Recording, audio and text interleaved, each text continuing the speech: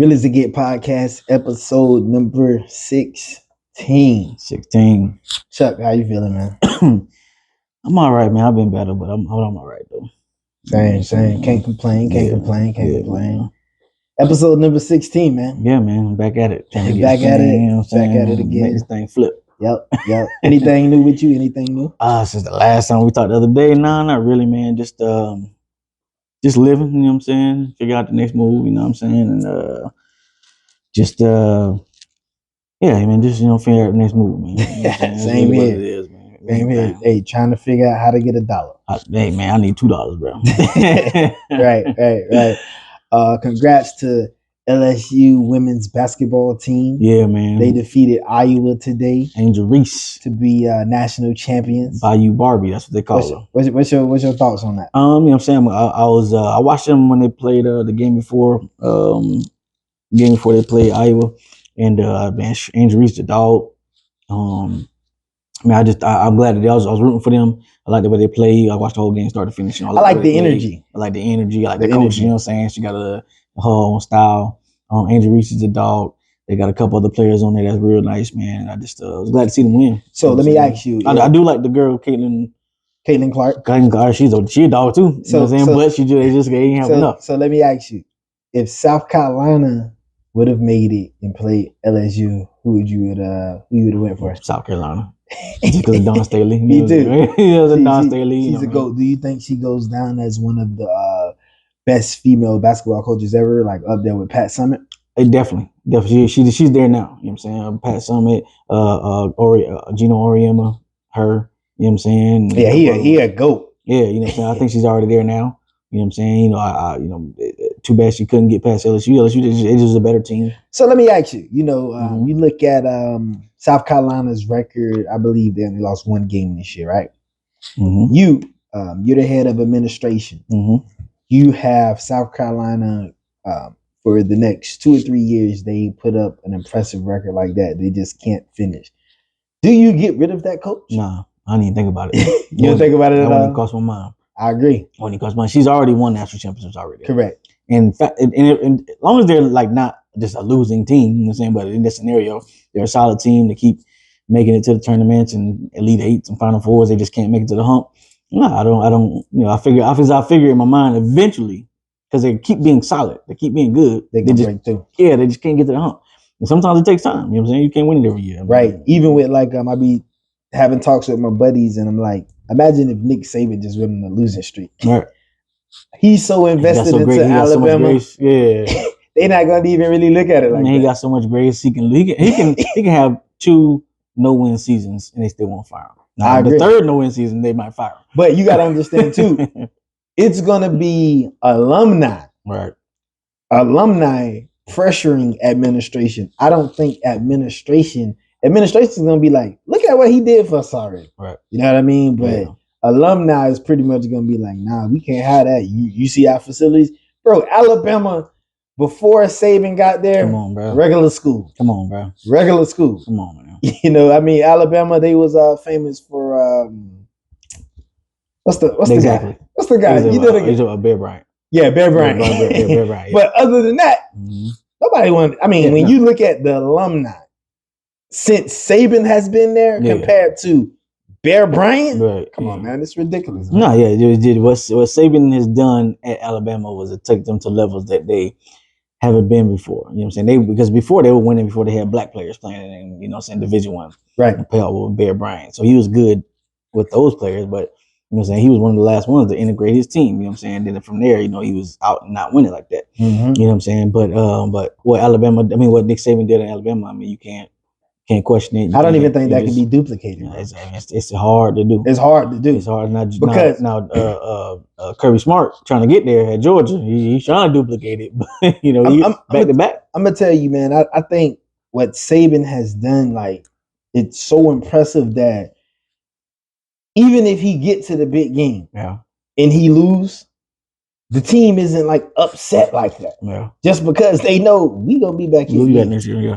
It used to be a time where Florida, Miami, used to be Florida State, good old days. They finished in the top 5, top 10. All of them. Now can't get one.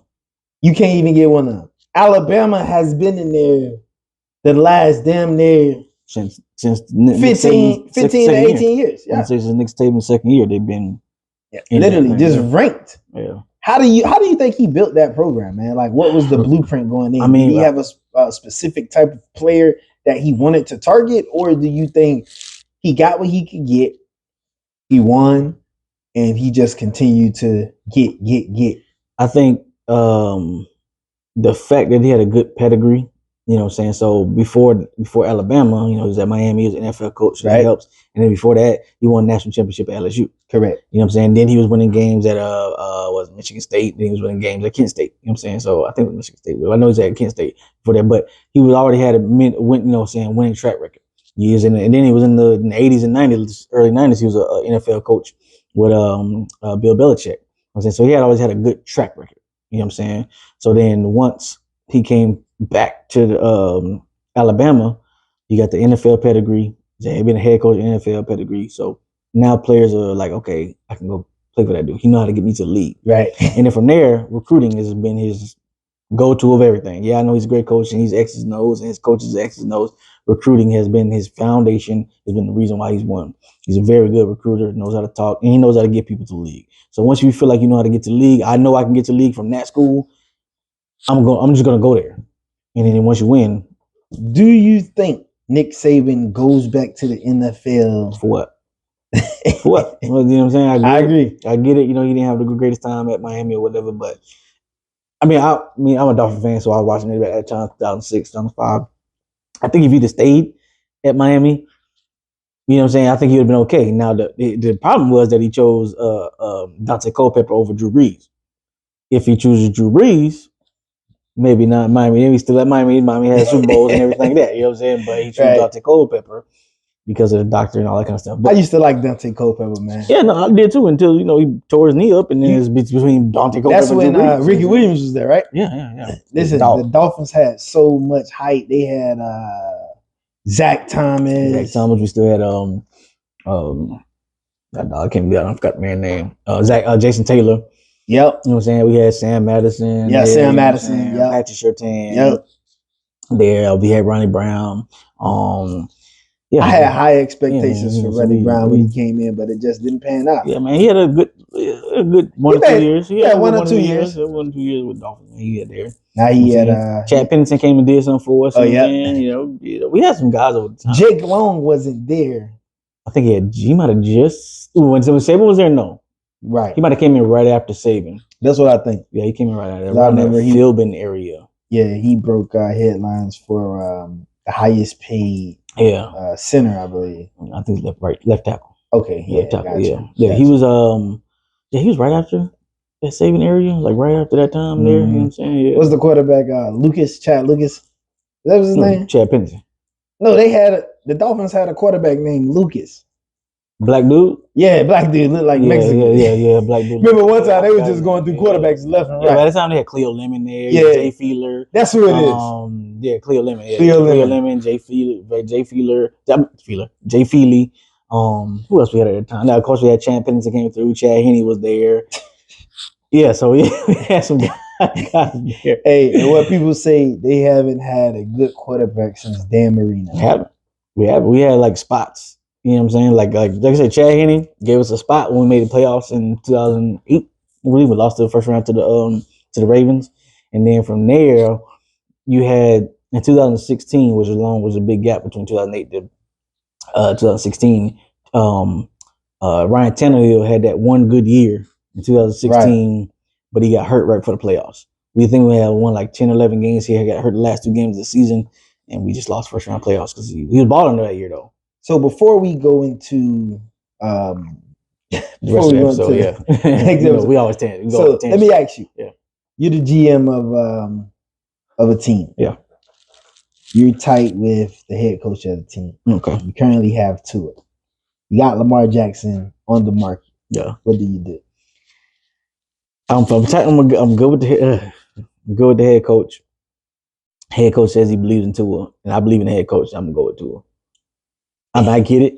Lamar's out there, and I get it. You know what I'm saying? So I'm not saying, don't get Lamar, but I'm just saying I'm the GM. I'm not the head coach, right? So I gotta let the head coach make his decision because he wants who he wants, right? You know what I'm saying? Now if the head coach come to me and say, "Hey, coach, we need to go get Lamar." Okay, I'm making the call to go get Lamar. But if he's saying, "Hey, well, listen, we believe in Tua. We believe Tua is the guy from my system. I believe we can win. Tua's shown some success last year. He just got to stay healthy. I'm gonna stick with Tua." What do you think is going to happen with Lamar Jackson? You think he's going to end up staying in Baltimore? I think he's going to hold out this season? Because apparently on the market, it look like he ain't got no value. Teams don't want to offer. But because you got the first round picks they got to give up and whatever he's asking for. You know what I'm saying? I know the report is $200 million, whatever it is. The report is, but the first round draft picks. That's the part. If he was just a complete free agent, it's different. I think. Teams would be open. Yeah, he'd have been signed already. He'd got $200 million. He'd got whatever he wanted. But because now you're not a complete free agent, and Baltimore can match whatever you offer. So if you make an offer for $200 million or whatever, they can match it. They can just match it. And then now you did all that negotiating legwork, and they just come up and no, never mind, we got him. You know what I'm saying? You did all that, and I got to give up to first round pick, and I got to make cap space to get Lamar Jackson. Even if I don't sign him, I still got to make that cap space. So now when I make that cap space and I don't sign him, now I done got rid of players and got rid of people that I really didn't want to get rid of just to get Lamar, and I don't get them, then now I'm, looking crazy. So where you see him? I think he's going to go back and play the rest of this season out on that tender at $32 million, which ain't a bad deal. You can do something with $32 million. But I agree. I think he's going to have to play this season injury free. Yeah. Get his value back up. Right. And start reshopping it. Yeah, I mean, now the downside is that they got another year franchise tag. They can franchise him tag one more time. That's the downside, right? Yeah, that's the downside because he don't have a regular franchise tag. Right. If I was him, from the reports is that they offered him 3 years, 133. I would sign the 3 years, 133, and then be like, listen, you can't franchise tag me at the end of this year. At the end of the contract. And I would do it like that, and just play out in 3 years, and then just ball out as best I can in 3 years. Or after 3 years, I'm a free agent. Or take the deal. Well, take the deal. Yeah, $32 million. And then if you upset about anything, force a trade out. Players doing that now. But they still gotta trade you. If they don't trade you, then that's the thing. But they ain't gonna. You're a franchise player. They ain't just gonna bench you, and you know what I mean. Unless it get too toxic. It's up to you. But I'm saying if you're. But you can't make it too toxic because now the other 32 owners are going to call the other. Correct. And especially they're going to look at it, we definitely don't want no ties with him. Right. You know what I'm saying? So you got to go, his only options is sign, take the 33, whatever they offer him for 3 years. You think he going to fold though? Yeah. I think he going to fold. You have to.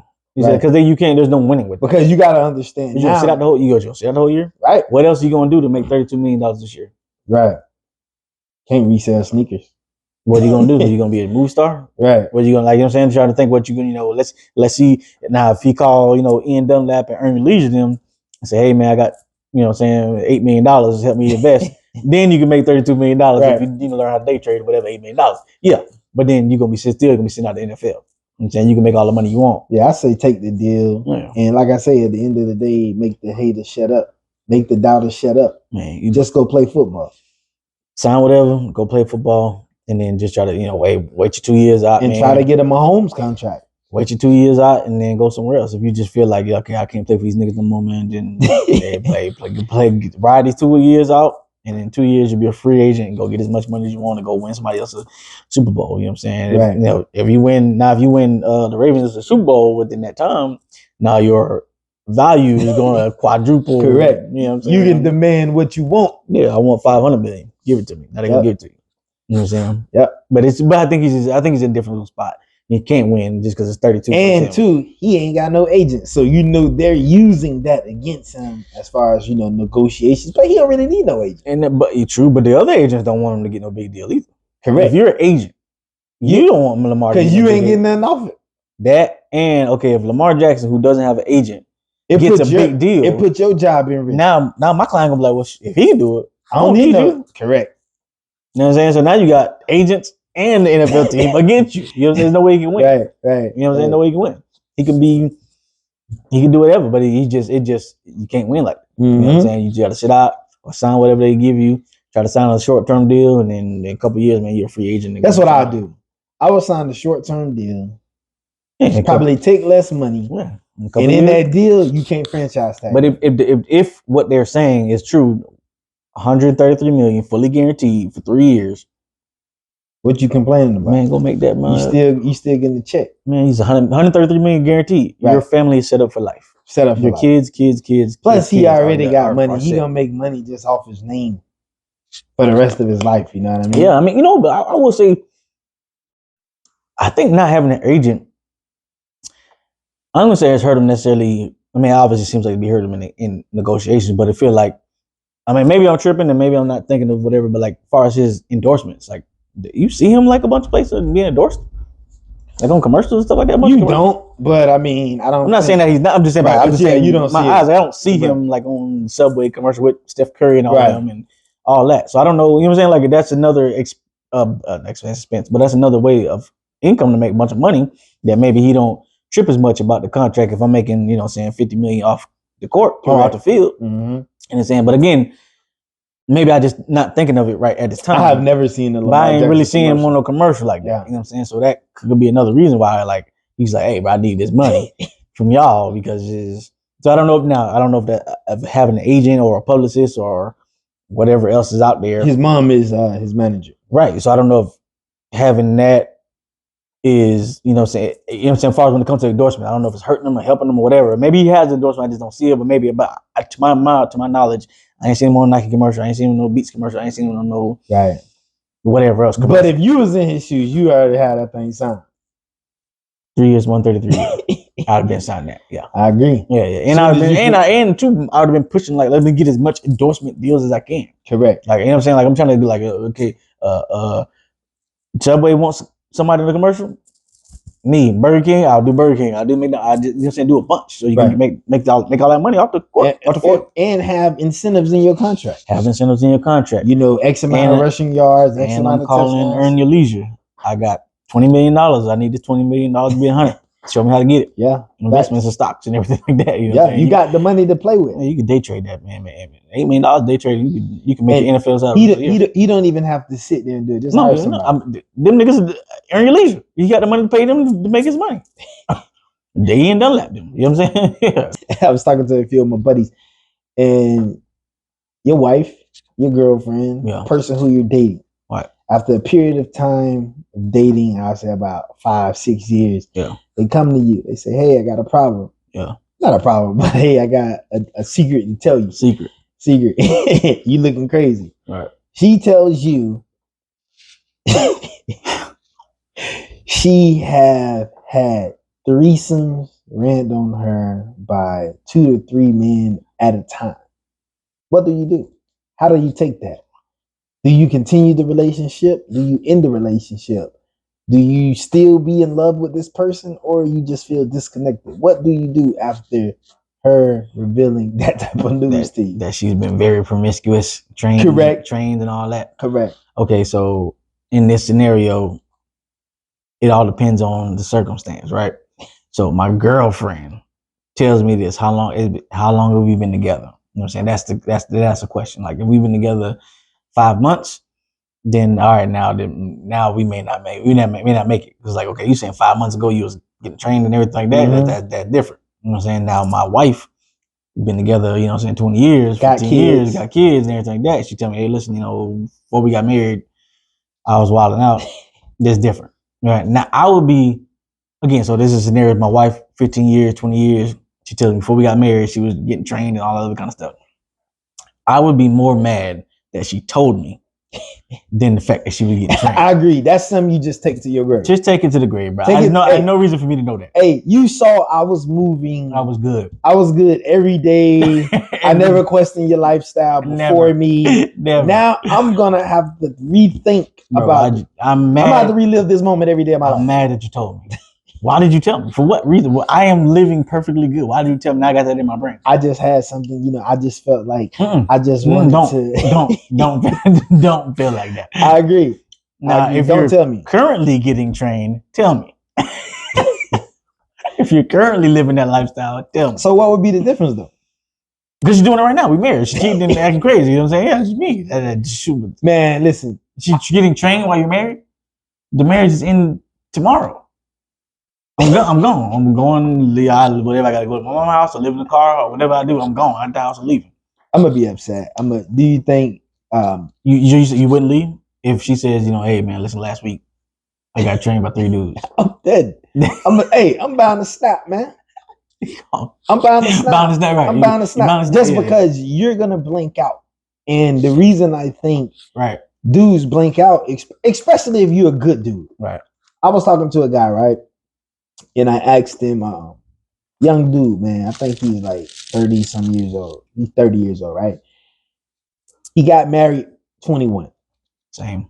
Got married at 21, and when he got married at 21, idiot. He said that he got a divorce because they didn't know how to work their problems out. Like the relationship had gotten so bad that they had started sleeping with other people. How long into the relationship before they got the hell, they was married damn near like less than 2 years.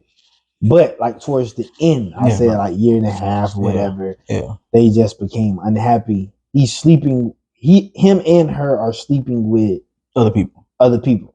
Bet that's the best time to be done. It was 2 years, 2 years into the marriage. Yeah, because I'm assuming they don't have kids. No kids, and that's what I told them. I said, "You left out. Get out of there. He ain't no kids, right? And his problems. Get out of there, bro." But he ended up saying, once he started sleeping with other people, it didn't make him feel better. Or like he wanted his relationship. If you look back on it now, but back then, but at 23, I don't give a damn about this. Your mind is different. You know what I mean? No, your mind is different. All right. Now, it's all circumstances. Like at 23, you got kids and your marriage is in trouble. You're more apt to stay because you got, you know what I'm saying? You kids. Want that family. You want the family. You want that family structure. You ain't got no kids and your marriage is in trouble at 23. Clear. I agree. She's 23, you 23 or 20, whatever. Y'all have no strings attached. Yeah, bro, nothing attached. Just get it, just to clear it. And I know we should, as a Christian person, I shouldn't be, advocating divorce, whatever. But get it out of there. Get yourself together, your mind right. You know what I'm saying, and then come back to the marriage opportunity more mature, more knowing, understanding how to handle things, what to say, what not to say, how to say it. You know what I'm saying? Your money right, or at least better than before. You know what I'm saying? And if you want to, if they're available to revisit the past, you can do that. But you want to make sure that you're in a different mindset because you're young. You're already sleeping with different people 2 years into your marriage. Cause y'all get into arguments with it. Nah, and he say, you don't get rid of that. They didn't find the problem. They didn't find nothing wrong with it. Oh, they weren't ready to get from get go. Listen, but we're still sleeping in the same house. I mean, you probably. I believe you still sleep in the same house, but you sleep having sex with other people. Yeah, but you can sleep in my house, but you cheating too. It's just the point. But you cheating. Me knowing you getting hit, and she knowing you hitting something. You just got through doing whatever you doing. You want me to cook? You want me to clean? I don't want her to cook. I want her to clean. But I don't think I could stay in the same house, bro. Yeah, man, I get it. You know what I'm saying? If you're not okay, if you don't have kids. If you don't have kids, the kids is a variable. We're not together, but we together. Can they still have company? But we stand in the same house. No, hell no. Once you're establishing that you're trying to bring people over, it's definitely time. And that's the reason I say I can do that. No, I'm with you, but I'm saying like let's just end the whole thing. You know what I'm saying? I agree. Let's just end the whole thing. There's no need. They did it the right way. Correct. But he looked back on this situation and he say he wished he would have done some things different. Right. Had those talks, not went to bed angry at night. Right.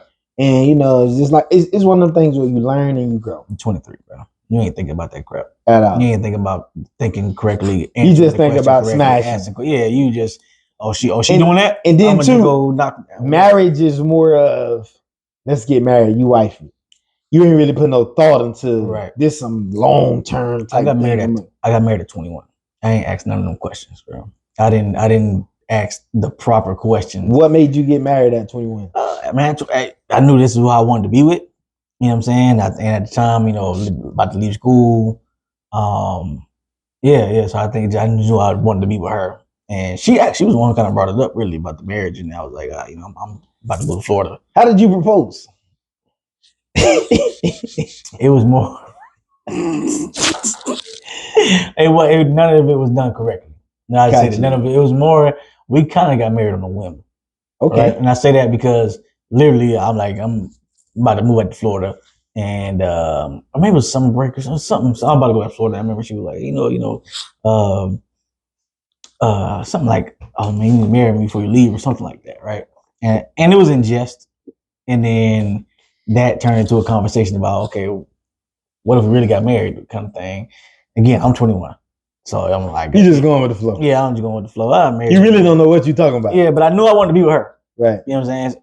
Okay, let's get married. Gotcha. And that kind of thing. I didn't ask the proper questions. I didn't ask about parenting. I didn't ask about money. I didn't ask about how you do stuff when you get in relationships. I just didn't ask a bunch of questions, right?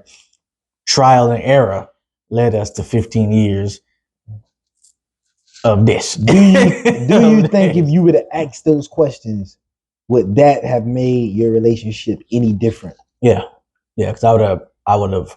Now I was kind of leery about it. I mean, I was leery about it. But if I'd have asked the questions, right, I would just I was, I guess love is blind. People say love is blind. I was blinded by the vagina and the breast, and I was blinded. What type of questions would you have asked?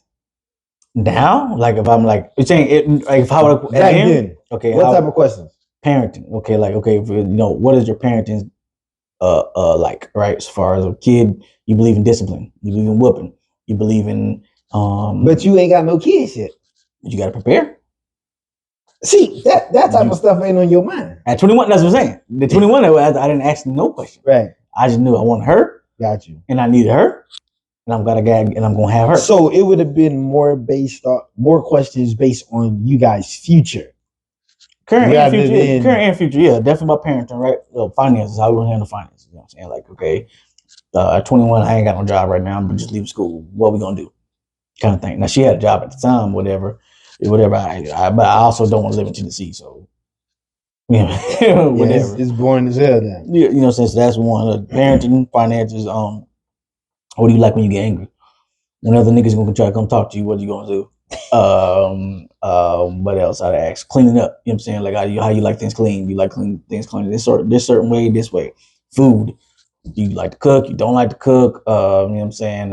For you want me to cook? But you know, I had a list of, God forbid we get a divorce right now, whoever the next person is going to be 1,010 questions that's going to be asked before it gets to a serious point. Now, if you can withstand those questions, then hey, if you can't, then whatever. I'm gonna have to be a list of questions, and I'm gonna ask the same question twice, a different way, because I want to make sure that the answer is the same. So that asking those questions would have definitely, we probably wouldn't be married. Because you'd ask me the same question too, and at 21, my answers would have been dumb. My answer would have been dumb. Man, we'll figure it out. you can't live on figure it out. That's the beauty of life, though. Right. When you get married, you don't want to know everything about this person. You asking those questions in advance. But you should, though. So if you think know, about you're spending a life with this person. Like I've been with this woman since 2000. We got married in 2008. Right. We were kicking in 2005. Like it's 2023. Right. I've been hitting that since 2005. I've been married to her since 2008. 2023. Okay. That's a long. It's a long time. But you have a life with the person, with kids. We got 2 kids. Right. It's a long time. You better ask these doggone questions because you know you can avoid a lot of pitfalls. You can avoid a lot of problems if you have answers to questions. You ask a lot of questions and you can navigate better. So you ask these questions. Yeah. What else is it to learn about your spouse throughout these next years? Yeah, I mean, now you're gonna learn stuff by trial and error, by living with the person. Right. You know what I'm saying? Because there's one thing to ask questions, they're gonna give you, oh man, just as long as you do this, as long as you do this. But then as time goes on, why you ain't do that? Well, you said you. You know what I'm saying? I think there's key questions. Yeah, but I think there's key questions. People evolve over time. You know what I'm saying? True. And if I was mature enough at 21, I would understand that too. Right. Within the question, I'm still asking this question, but I will understand that people evolve over time. Right. That's how people say, oh, we just grew apart. Whatever. Really, and I don't believe people grew apart. I just believe stuff was happening or whatever. And people, you know what I'm saying? They forced you apart. Yeah, they forced you apart, whatever. But do people evolve over time? Sure they do. You know what I'm saying? People start to like different things. You go to church a little more, you go to church a little less. You know what I'm saying? You drink a little more, you drink a little less. You party a little more, you party a little less. You know what I'm saying? You just, things happen. So let me ask you. You're in the church. Right. You're a Christian. Right. Your woman is, what's the Satanist?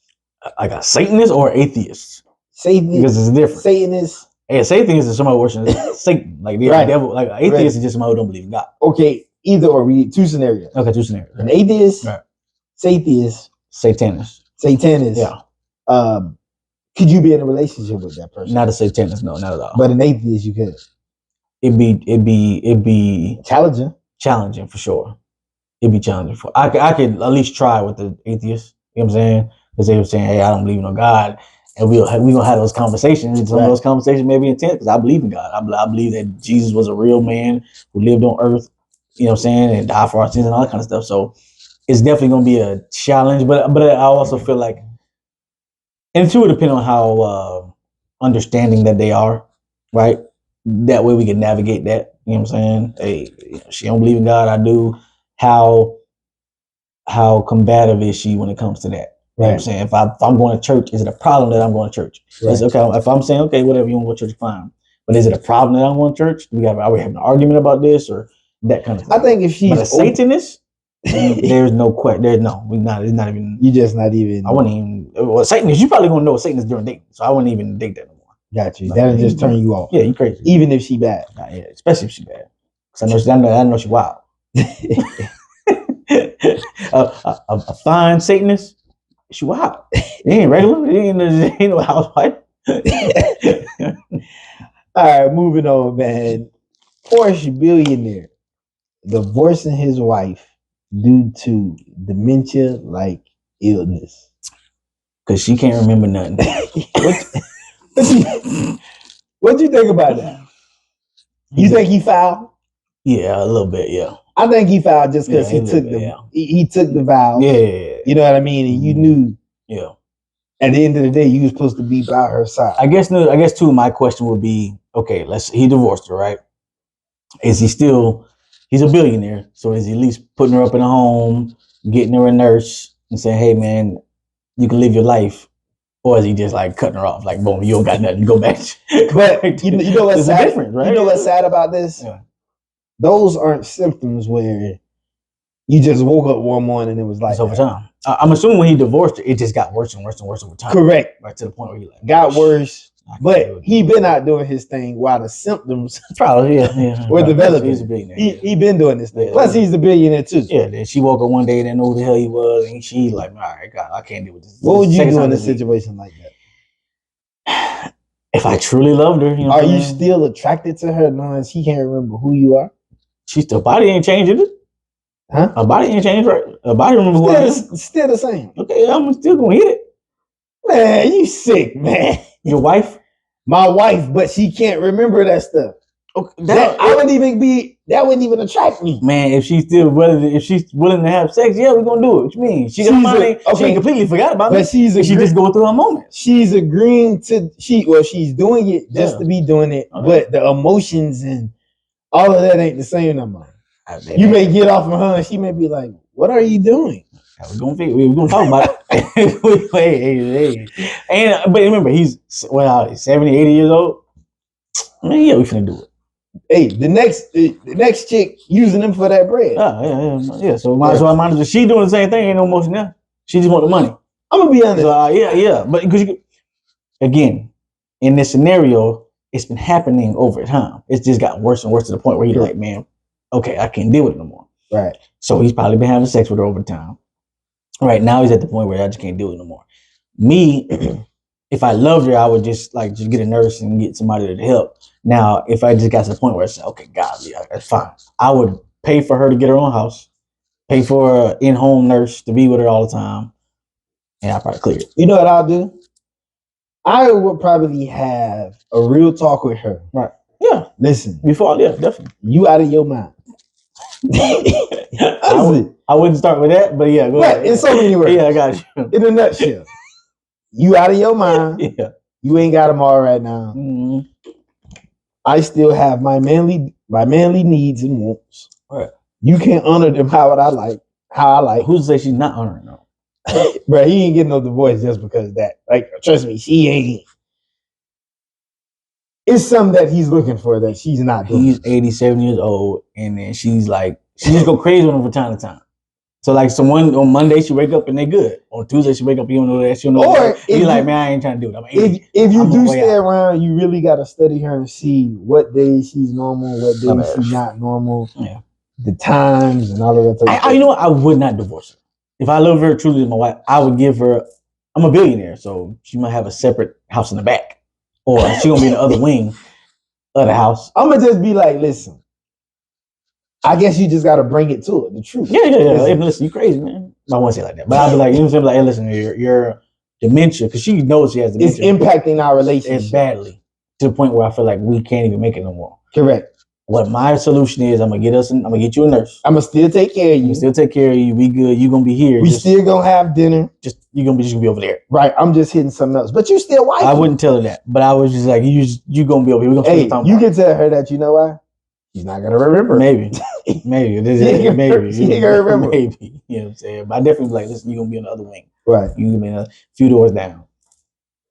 So do you hear think some knocking? Don't come on. Do you think the new woman in his life would be okay with that? Saying, okay, you're still married, you're not gonna divorce her, but we can have sex 3 rooms down from the master bedroom. How much money does he have? $1 billion. Oh, she's okay with everything. You money move. Does money move women like that? No question. Yes, it moves them, shakes them, contorts them. But it moves people. So let me ask you this: do you think it's true when a person be like, when you got somebody and they want money, but they won't do anything to get money, but they have an opportunity to get the money, but they got to do something they really don't want to do? You think that person is bound to go for it just because the money's in front of them? Or do you think they just still stick to their guns? I think somebody who who's not in love with money, you know, because the Bible talks about the love of money. Not money is the root of all evil. The love of money is the root of all evil. So which means is somebody who loves it will do anything for it. So in the scenario that you're painting is saying somebody who don't love money, obviously need money, everybody doesn't, but I love it. It depends on the number, right? Because everybody has their number. Right. You know what I'm saying? Some people, $1 million, they'll go do something crazy. Some people, $1 million, like, man, whatever. Nah, I ain't no. Some people, that person who says $1 million no, but you put $100 million in front of their face. Okay. Yeah, they're like, so okay. If we put a pin in that one, I seen a question on Facebook the other day. Would you eat a dookie sandwich for 400 million? No. 400 million. You gotta eat a dookie sandwich. I'm reading the comments and people say full hot sauce.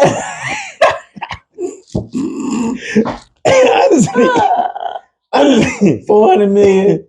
I don't know, dog, because I guess it's still a dookie sandwich, no matter what. Like I do, and people gonna know I ate a dookie sandwich. Like, you know what I'm saying? Like, 400 million though, bro. I'm with you, and I need every bit of that. But it's a dookie sandwich, bro. Like, listen, the key to down in that, you can't think about it. You gotta think about it. You gotta have your mind on the 400 million, dude. You gotta. That's hard, bro. Because you're the thing, right now in front of our face, right now sitting here. Excuse me. It's funny, right? But you got actual dookie sandwich in front of your face. You gonna be like, because the niggas think about you, right? Some people like, oh yeah, man, bring a dookie sandwich with hot sauce and barbecue sauce. You put a dookie sandwich in front of their face, like, they gonna think, they gonna pause, and hesitate, because this is a dookie sandwich that we're talking about. So I don't know. I do. It'd be definitely. So hard. It's an in moment decision for you. Yeah, man. That the 400 million have to be sitting there in cash, or whatever, how they gonna wire it to me. I had to be looking at it, and the dookie sandwich, I'm gonna have to be looking at it like, God no, you know what I'm saying? Like, because it's hard. It's gonna be hard to take this hand, and pick the dookie sandwich up. I think I just have to eat it with my eyes closed. You still gotta smell it. I see some comments saying, do we gotta swallow? Do we gotta chew it? How's you gonna swallow? You just gotta get it down. How's you gonna swallow it? Lord, you gotta pick it up. You still don't smell it. You know what I'm saying? Like, now it's in your hand, and it's like, it's gonna be a long day, but the moment you get that last piece down, but the nigga be like, listen, you got 5 minutes to eat it. From the first time you touch your hand on it, the time you touch your hand on it, you got 5 minutes. Clock stops. You don't get it in 5 minutes, you can't get the money. Dude. Those gonna be the longest 5 minutes of your life. You're gonna be sitting there, okay, I can't touch it yet. As soon as you touch it, the clock stops. I'm gonna just be looking at that bitch. God. Ooh, doggy. Lord have mercy. Yeah, I don't know. $400 million is a lot of money, though. That's a lot of money. And you got people now who would do anything to get $400. And you know the crazy thing about that? For $400 million, you just ain't gonna get no regular dookie. It was a homeless person dookie. It's gonna be the most sickest, sloppiest dookie sandwich somebody from ever. Somebody from India has been eating Indian food. Literally, just like a whole. This is gonna look like curry goat. Mm-hmm. Lord have mercy. Yeah, I don't know if I do that. Mentally, I'm gonna just be sick. But you know what's crazy? When you say no, it's gonna be somebody else. The brain. Literally. right here. Slide that plate over. You don't want to. Come on. Let me get that. They gonna tear it up. And they gonna tear it up. No question. Hey, and once they dine it, you gonna be sending that mad. Yeah, you gonna be like, damn, I should have ate that dookie sandwich. You said $400 million. Oh Lord, shit, trip. But yeah, I don't know. I don't know if I can do that. I don't know either. Like I said, it's just in the moment. Hey, I ain't that goddamn broke. But dookie sandwich, $400 million, bro. Golly, that's quite. I'm about to put that on my Facebook. For $400 million, do you eat a dookie sandwich, man? I don't know. That's crazy. I don't even know. So moving on, man. I know we talked about doing some food reviews. Yeah, we definitely got that. You text me. You say this past weekend you went to El Rucan. Yeah, you tried that the little burrito noodles. How was it? It was straight, bro. It was straight. Yeah, it was good. Like the burrito was good. Like the noodles though, like it was really just ramen. Like it was actually, so like a pack of noodles. It was really just pack of noodles. Gotcha. Uncooked. I mean, it was cooked. Excuse me, cooked noodles without the season, and they give it to you in a little container, but they give you the burrito sauce. Okay. You know, like you just dump them in there, and then it's good or whatever. But I feel like I should have just bought the. I would say you can get the same thing if you just buy the soup, because you can buy the soup separately. The soup's like $4. You can buy the soup and then get your own pack of noodles and just dump them in there. How much did you pay for it? I think it was 13 something, 14 something. Yeah, not bad. But I can still. You smashed it in one sit. Gone. Okay. It was. I'm about to try that out. Yeah, but I mean, but think about it. It was four. I think the soup thing is like $75, something like that. So spending $13, $14 for the whole thing when you really could spend $6. Would you eat it again? I did eat it again. Gotcha. Yeah. Gotcha. No, I had to be. Yeah, every kind pretty straight though. The burrito tacos and all that kind of stuff. Yeah, it was definitely dope. Hey, Realasitgetpodcast, episode number 16. Follow us on Instagram, Realasitgetpodcast. Follow us on Twitter, Realasitgetpod. Yeah, man. Don't forget to follow me at Javaris Neely. At Chuck C is me. So moving on, man. You sent me a video. Pretty much a teacher quit in the middle of class. In the middle of class, middle of a shift. Yeah, man. What is your thoughts on that? What is your thoughts on the teacher shortage? Do you ever think the school districts will get a large pool of teachers again? Like, tell me your thoughts, man. What do you think? I don't think they'll ever get a large pool of teachers again. First off, they're gonna have to pay. They have to pay. If you ain't talking about paying more, you always gonna be short. Always gonna be short. I mean, I think that's too within a job, right? Now let's start with the video first. Video, I posted on the social media page or whatever. The video, I understand. Teacher walking out of the classroom. I think she says, "Oh, I guess they're calling her like a stupid white lady." She's like, "Oh, I'm just a stupid white lady," and she's packing up her stuff. She's like, "I ain't never come back to school again." Right. I understand, you know what I'm saying, and I hate to be one of those, dudes that be like, "Oh, these kids today," but it's true. These kids today are bad. I mean, these kids, they are bad. They're very disrespectful. They don't respect authority. They don't respect adults. They don't have no fear. What do you think should happen to those type of kids? I mean, the ones who acting crazy in class, I mean, you obviously get suspension and expelled and everything like that. Should definitely, but a lot of times, and I guess everybody else has said this too, it starts from the home. I'm saying, if the kid has no fear of getting in trouble at home, there's nothing you can do about it at school. You know what I'm saying? When you say, I'm gonna call your mom, he says, okay, call her. You know what I'm saying? Ain't nothing you can do. Mm-hmm. You know what I'm saying? I'm in the school system and I deal with, certain type of kids, on the daily, you know what I mean? And you got some parents who, may get on their kids, and you got some parents who say they're gonna get on their kids, but they don't. Mm-hmm. You got some parents who are like, okay. You say, oh, well, little JoJo just punch somebody, little rock, just punch somebody, and they say, okay.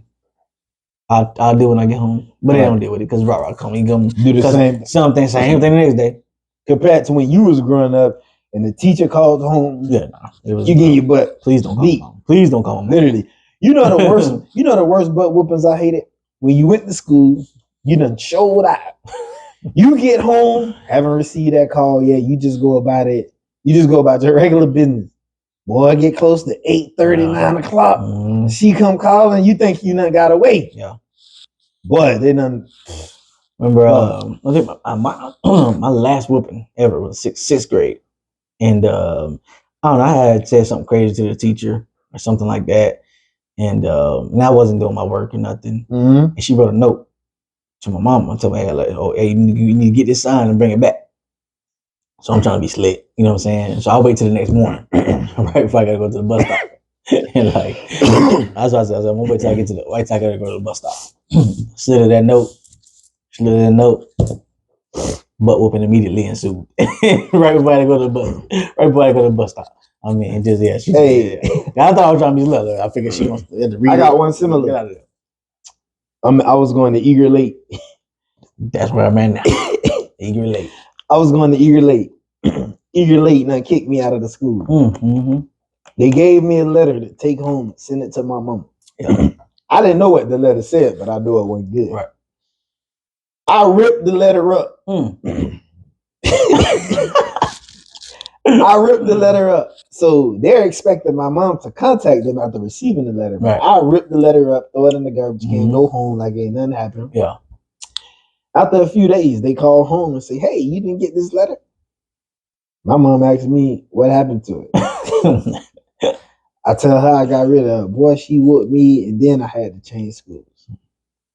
But it was just the point. I was so scared of my parents back then because it was just something about them where you knew don't try them. Please don't call my mom. I know that's my mom. I was like, please don't call my mom. With these kids today, they don't care, bro. Bro, they don't even fear their parents. And it's like even at my job, right? I got a kid. He's about 15 years old. Mm-hmm. He go to Lakes, right? And he stays with his dad. Damn, track off. It's all good, bro. But he stays with his dad and runs all over him. There's no way I'm a father. Right. And my young 15-year-old is telling me what to do. He's running my household. Not happening. Ain't even literally, bro. I told the kid, I was like, if I was your daddy, I'd have been put these hands on you. Long time ago. I would even went to jail behind him. And if it got too bad, I'd have just signed my rights. Yeah, you got to go. You got to go. You know what I mean? Because the system don't want you to do it. Right. But they'll do it. And I think, a lot of parents today, you know what I'm saying? And I don't know if I classify in the young parents today, but they feel like, oh, they don't want to whoop their kid. Right. I don't want to whoop my kid, and I don't want to, you got the new age, thing. Oh, you don't have to whoop them to discipline them. You don't have to do all this other stuff or whatever. I feel like parents today have went too far into that range. Oh, we don't gotta whoop them, discipline them. You don't gotta do all that to teach them and all that kind of stuff. I feel like today's kid need the whooping more than we did back in the day. Right? I agree. Because we ain't have all the text messages. We ain't have all the Instagram. We ain't have all the stuff. I wasn't seeing disrespect all the time on the internet. My son, he got 12 years, 12-year-old, got a phone. He can get on the internet and go see how kids acting at the other house. Go see our kid acting at the school, beating up their teachers and saying all type of stuff they teach. Correct. I wasn't seeing that. Kids didn't even do, bro. You didn't even think twice about doing things like that. And I'm gonna be honest. If it was happening, you wasn't seeing it on the internet the next day. Correct. And I'm gonna be honest with you too. Teachers back then had a genuine love for kids. They had a passion to teach. A lot of them just want to check. Now, right. Hell, you remember, bro, growing up, the average teacher age was damn near over 37, 38. Yeah. Now you got 23, 24-year-old teachers. Young people teaching kids, yeah. They don't care about that. They just want that check. Right. So if little Johnny come to school every day BSing, she just gonna fail him. Right. But years ago, that teacher would pull Johnny to the side. Hey, work with him. Nah. I think too, yeah, that is definitely some of it the teacher want to check. I think also the way the district is set up now is like everything is geared towards the parent and the kid. Right. So if a kid come acting up and I go overboard on discipline, I might get in trouble. Yeah, that's too. So now it's like I put the kid in timeout. I'm gonna get in trouble for putting the kid in timeout. Now it's like just play your role. Play your role, do what you can. Get the check and bounce. And because you got to understand the way their setup is, they want, it's more like rehabilitation. They know the kid is doing wrong, they know the kid is disrespectful, but they're not trying to make an executive decision. They're go home, talk to him, bring it back. Hell, we'll suspend him for a few days. He'll come back. You know what I mean? Let's set up a parent-teacher conference. Listen, none of this ain't working. Right. He don't care about this. The kids, it's funny like that. The kids, back in the day, they used to have paddling at school. Back then, they may not have needed it. You know what I'm saying? They may have needed it, may not. I don't know. It wasn't a lot back in the 70s, the 80s, whatever. The kids today need paddling at school. These niggas is bad. I work with them every day. They bad. They have no fear. They need to be whooped at school. Do you at home? There need to be some type of this, because my thing is like, listen, when you got a young kid, 6, 7, 8, 9, 10, that's when the discipline has to be instilled then, right? Because if you can instill that discipline, whether it's whooping or whether yelling, whether it's grounding, whatever kind of form of discipline it is, but if you instill that punishment early, the less you can do as they get older. Correct. Because now you set a base and a standard of, okay, listen, all right, I don't want to try daddy. I don't want to try mama because I know what can happen, right? Correct. Now I can listen when I get older. Like when I'm getting 12 and 13 and 14 and 15, I have a foundation of the whooping can happen. So let me not act crazy. Now the less, as a parent, the less whooping you got to do as you get older. Now there's more talking you can do. Now you can teach. But if you don't instill that discipline early, you got to go overboard to try to correct that kid now, because now he's 12. Now he's 14, 15 acting up. He's been getting away with it so long. So like, what can you do? What is your parenting like? My parenting is like, it's just like I said. I'm on them right now. So I got a 12-year-old and a 6-year-old. Yeah, 12-year-old and a 6-year-old. I'm on them now. Right? They know not to try you. They please. I'm on them now, right? Especially my 12-year-old. He's a boy. You know what I'm saying? He's 6th grade now. You know what I'm saying? And you know how all boys is. They get in the 6th or 7th grade. They get a little girl. Have you ever smelt this other like it's trying to go at you? Have you? No, never done that. Gotcha. Hell no. He ain't no better than that. You know what I'm saying? So you don't even think that would even happen? No, I don't think so. Gotcha. He know. And then too, kids is he smelling himself in the 12-year-old, 13-year-old way? Yeah, you know what I'm saying? He's starting to. But he knows he ain't going that day. No, he ain't talking crazy to me. Gotcha. No. And if he do, I bet that he talk crazy to mom. I bet that he talking crazy to nobody. No one don't do nothing that's gonna piss me off. That's how I look at it right now. You know what I'm saying? Because I'm like, if I could get that discipline and that fear, discipline and respect now, when he's 15, the less I gotta do. Correct. I ain't gotta whoop. Because when you're 15, you can't just whoop. Now you gotta put hands on these people. You gotta choke them in it. Literally. And you gotta go overboard now because you didn't do nothing at 12 and 10 and 8. You know what I'm saying? So that's how I am. I'm on him now. And then as he's 12, and now either to my credit or to my luck, my son ain't no bad kid. You know what I'm saying? I agree. My daughter's ain't bad. I know everybody says that, but my son's not a bad kid. You know what I'm saying? I think I maybe got called about him once or whatever. That's something silly. So he's not a bad kid. No, not at but all. do you think he has a certain what is he like when he's life not around outside me? Pretty sure of the house? He got a phone. You think he cursed? Yes, yeah, because I've seen text messages. I had to get up on him for text messages that he had in his phone. You know what I'm saying? Yes, I'm pretty sure. So how is that approach as a father? I just snap, knowing you got a good kid. Yeah. Knowing he's good. Yeah, but he's using some language and all of that type of stuff. Now again, he don't use it around me. Right. He doesn't use it around other adults. So what is your approach like to him, knowing that you discovered this in the phone? Do you go at him with an aggressive approach, or is it like, yo, come here? Yeah. So my thing is I start up here. You know what I'm saying? Go crazy, and then I can come down and I can talk later. Okay. You know what I'm saying? So I'm nigga, I can't believe you done this phone, blah, blah, blah. You know what I'm saying? I'm doing all that first. Mm-hmm. And then as the time get on, okay, man, bro, listen, let's talk about you can't talk like this, right? You know what I'm saying? You shouldn't talk like this. You definitely shouldn't talk to your friends or blah, blah, blah like this. I get it. Your friends may talk like that, but this is not the most intelligent way to talk like that, right? Because if you keep talking like this to your friends, eventually you're gonna talk like this around adults. Like, you know what I'm saying? It's gonna be hard to decipher who's winning. Right. Because I tell him everything you do is practice. Right. So if you practice cursing with your friends, eventually that's gonna come in to play when you're around me or your mama or some other adult. Right? Because it's hard to just kind of corral that in. Right. I cuss over here and I don't cuss over here. Eventually those lines are gonna get blurred. Right. So you need to make sure you watch your language. Right. You don't have to cuss to be cool. You can still be yourself. You know what I'm saying? Mm-hmm. But I start here yelling, nigga, blah, blah, blah, blah, blah, and then I come down and I talk. You know what I'm saying? That's how I am. Do he get scared when you get to that level? He already know. He already know I'm coming in hot. It was like the song, I'm coming in that mug hot. You know what I'm saying? So then I can come down later. Because it's hard to come here and turn up. Yeah, you can't. And then, it's because you look crazy. You look at it like when you go low. Yeah, and you just like, but they're looking at you funny. Like, yeah, his mind like you was just cool with it. You was chilling. You know what I'm saying? You didn't say nothing. You know what I'm saying? You know, like so, like if we this scenario hasn't ever happened, whatever. But like if we was out in public, right, and he cusses around me, I'm snapping there because I don't want to not snap here. And then get home and snap because then he like, well, you ain't say nothing was out. Right, it was cool. Yeah, you was cool. You laughing. What made you snap all of a sudden? Yeah, I'm snapping right there. I agree. I can be cool at the house. Yeah, I can be cool when we get home. I can talk to him there. I still may snap at the crib. I may do. Depending on what he said. Depending on what he said. I may snap there and at the crib or whatever. You know what I'm saying? But that's how I am. Like, you know, like I said, thank God I got a good kid and I really never had no real trouble, whatever. But I don't know if I. That's like my daughter. My daughter, man, she's way better than me growing up. Yeah. But she's the type of kid where she knows once daddy get to that level, it ain't no trying to calm him down. Right. Daddy gonna drag it on and on and on. Right.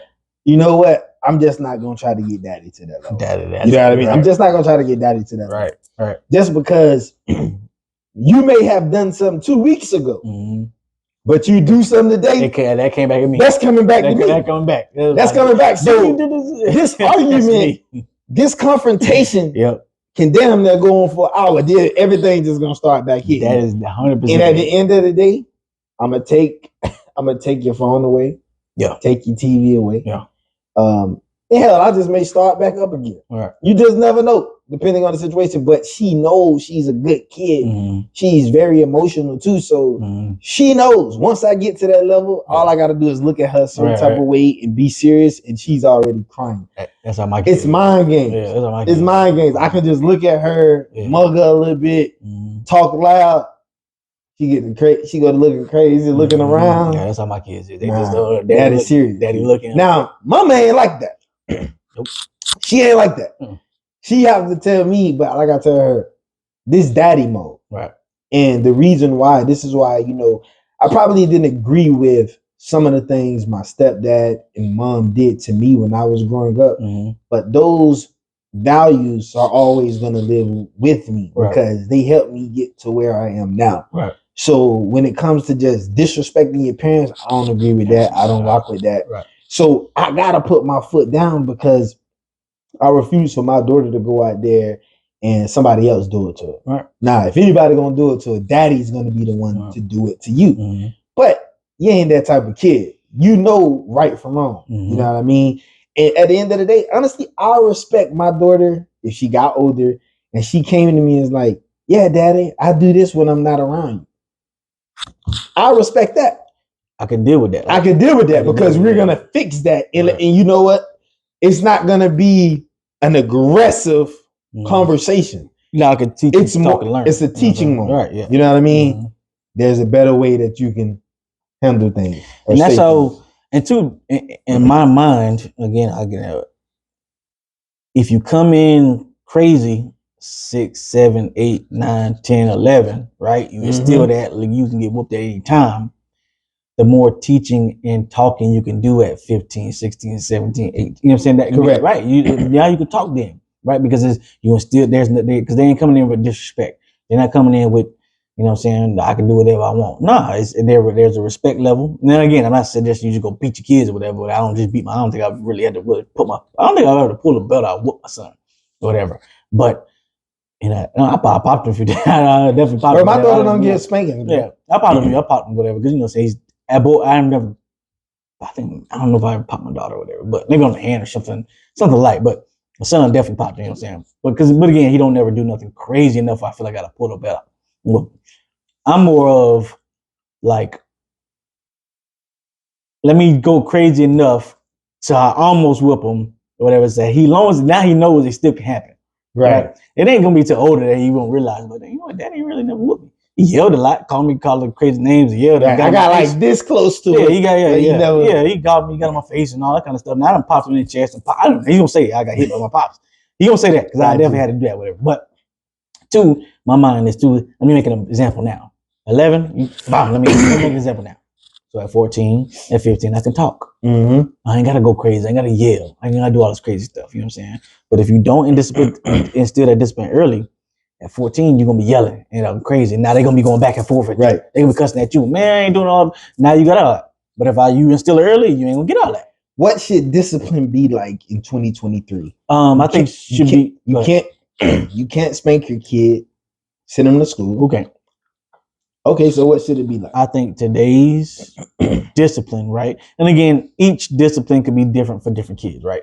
And different levels of what they do, right? I think depending on what they do, you know what I'm saying? You cussing that teacher back, talking something like that. Yeah, whooping should be whoop, right? Okay, now you should talk. Whoop first, talk second, right? Before, back in the day, it would just be whooping.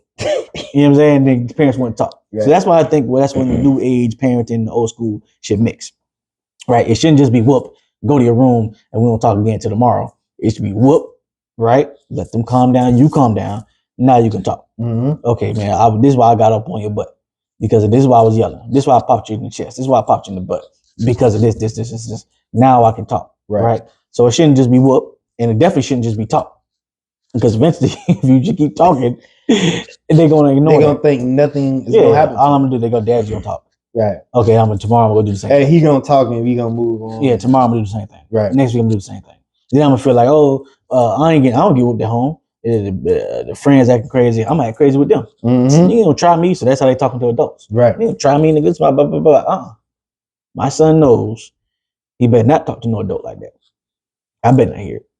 I better not hear it. I better not hear about it. He said some things that other adults have been okay with, like in a tone, I should say.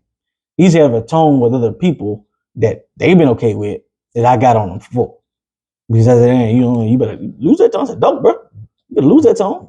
Otherwise, we're finna go over and have a real talk, and then we be talking. It's gonna be this, right? You know what I'm saying? Like this. You know what I'm saying? That's so when you did that to him, how did his facial expression like? Oh, yeah, he's in tears. But he already when he sees when I'm looking at I give him the look. He already like got you. Yeah, he already know. You know what I'm saying? Now of course, when he's in his room, I'm pretty sure he's cussing me, motherfucker. He's snapping. Yeah, he's snapping. That's how I used to be with my mama. Ass nigga, man. Cussing the ass out of my head. I'm pretty sure he's going crazy in that room. Don't let her yell out. What you said enough? Yeah. It was one time. I said I got on his butt about something, right? And he went upstairs or whatever. He's stumping upstairs, whatever. He's doing something upstairs. And then my daughter came down. He was like, Dion said, you making him mad. I said, what? Oh, no, I went back on. You making me mad too, bro. And I went back off on him again. Whatever. But then like later I was like, I understand. Like, you know what I'm saying? You getting yelled at or whatever. I used to hate. I had to come back and be like, okay. I used to hate when my mama beat my ass and still come out and talk about I love you. No, you don't. Hey man, I do love this. But my thing is this is me showing you that I love you. If I didn't whoop you, I agree. If I didn't whoop you, now he don't like that. He don't like that. The person didn't like that. I was a kid, I ain't understand that. But this is why. Because I'm like, I'm trying to save you. Yeah, you ain't finna go out there and crazy. You're not finna get yourself in no trouble. You ain't finna go with no gangs or disrespectful, getting locked up and then like that. You know what I'm saying? Because I'm like, you gonna get it from me before you get it from out there. Because if you don't discipline your kids, the world will discipline your kids. Correct. And then you ain't gonna like the way the world disciplines your kids. Mm-hmm. That's just where it is. I agree. I agree. Hey, I be messing with my daughter. You know, I be like, I know you be cursing. Say a cuss word. Say one of the words that you be saying. I ain't gonna spank you. She will not say it. Yeah, she will not say it. I never provoked my son like that, but I just like that. But I just want to see will she fold. Yeah. She will not fold. Now my daughter, see, and two is different around what they do around their mother and what they do around me is different too. Right? Gotcha. You know what I'm saying? They may say something out of pocket around her. They ain't gonna say it. So what will she do? How will she respond? She may be okay. I mean, depending on what it is, they've come back and said, oh, they said stuff around mom that she ain't trip on. Mm-hmm. Okay, well, you know what I'm saying? She's not around me, but don't let me hear it. That's what I'm like. Don't let me hear. I don't care if she okay with it or not. You better not let me hear it. If I hear it, it's gonna be a problem. It's gonna be a problem in this house. It's gonna be a problem in the room. So would wifey, if something did happen like that, would she call you and be like, "Hey, this happened. You need to handle that"? Definitely. Okay. Yeah, if something happened, because I'm the discipline in the house. You know that's how I am. You know what I'm saying? I mean, she'll get on them. She'll get on them. Whatever, they say I'm too mean. I know my son for sure thinks I'm retired. They say I am too mean. My daughter, man, even when it comes to like helping her with homework, Dad, you're yelling at me. He gonna go to mom. Nah, he gonna go unless mom is either sleeping or she at work or something like that. Then he'll come to me. But if he can help it, he gonna go to her. You know what I'm saying? You know, that's how she is. Like, mom got the most patience. Yeah. Mom is gonna be the understanding one. Yeah, I'm not gonna be as understanding. I'm gonna hit my son with, bro, you ain't listening to class, but why I gotta do all this? You ain't listening to class? Correct. Why you need help with it? I said, that's how I am too. But you ain't listening to class? You ain't ask no questions. Right. You know what I mean? I had to get on her a few weeks ago. And it's just like it was small stuff, and she was like, she got an assignment from school. Mm-hmm. Didn't know if it was the assignment she needed to do. She just brought it home. Right. And she just showed that, okay, it's just an assignment, but she coming to us making it seem like it's mandatory homework. Yet this is an assignment that she don't even need to do. Right. So wait a minute, you didn't even pay attention in class. You didn't ask no questions. Right. That bothers me. Right. That bothers me. Mm-hmm. Like, come on, man. Bro, I remember growing up. My mom, I got to a certain age where my mom and stepdad just made it. I had to come home every day and they had to ask me, how was my day? Mm-hmm. What did you learn in school? Right. If I couldn't answer that question, I didn't learn a damn thing. Right. And they got on my ass. So you just going to school, being a class clown, you can't even tell me what you learned. Right. So when I asked my daughter this, dude, she just give me the runaround. Well, I ate lunch. Listen, I don't give a damn about you. I know you ate lunch. Right. What did you learn today? Yeah. But when you're in true daddy mode and you know your kid, you just go along with it. Just because she's not a bad kid, I can't tell her how to tell how her day went. I can't do that. Yeah. She looking at it like, hell, I'm telling you. Right. I'm telling you about. And I would say, my son, the other thing about him that I love about him, he make good grades. You know what I'm saying? He come home and do his homework. He don't want to do his homework. He get mad when you force him to do the homework, but he does it. You know what I'm saying? His mom help him or I help him, whatever. But he makes good grades. You know what I'm saying? And he made way better grades than I did. That's one thing. I had one thing for sure. I was bad at school. You know what I'm saying? And not because I was dumb, but I just didn't want to do it. I was lazy. But that's how I was.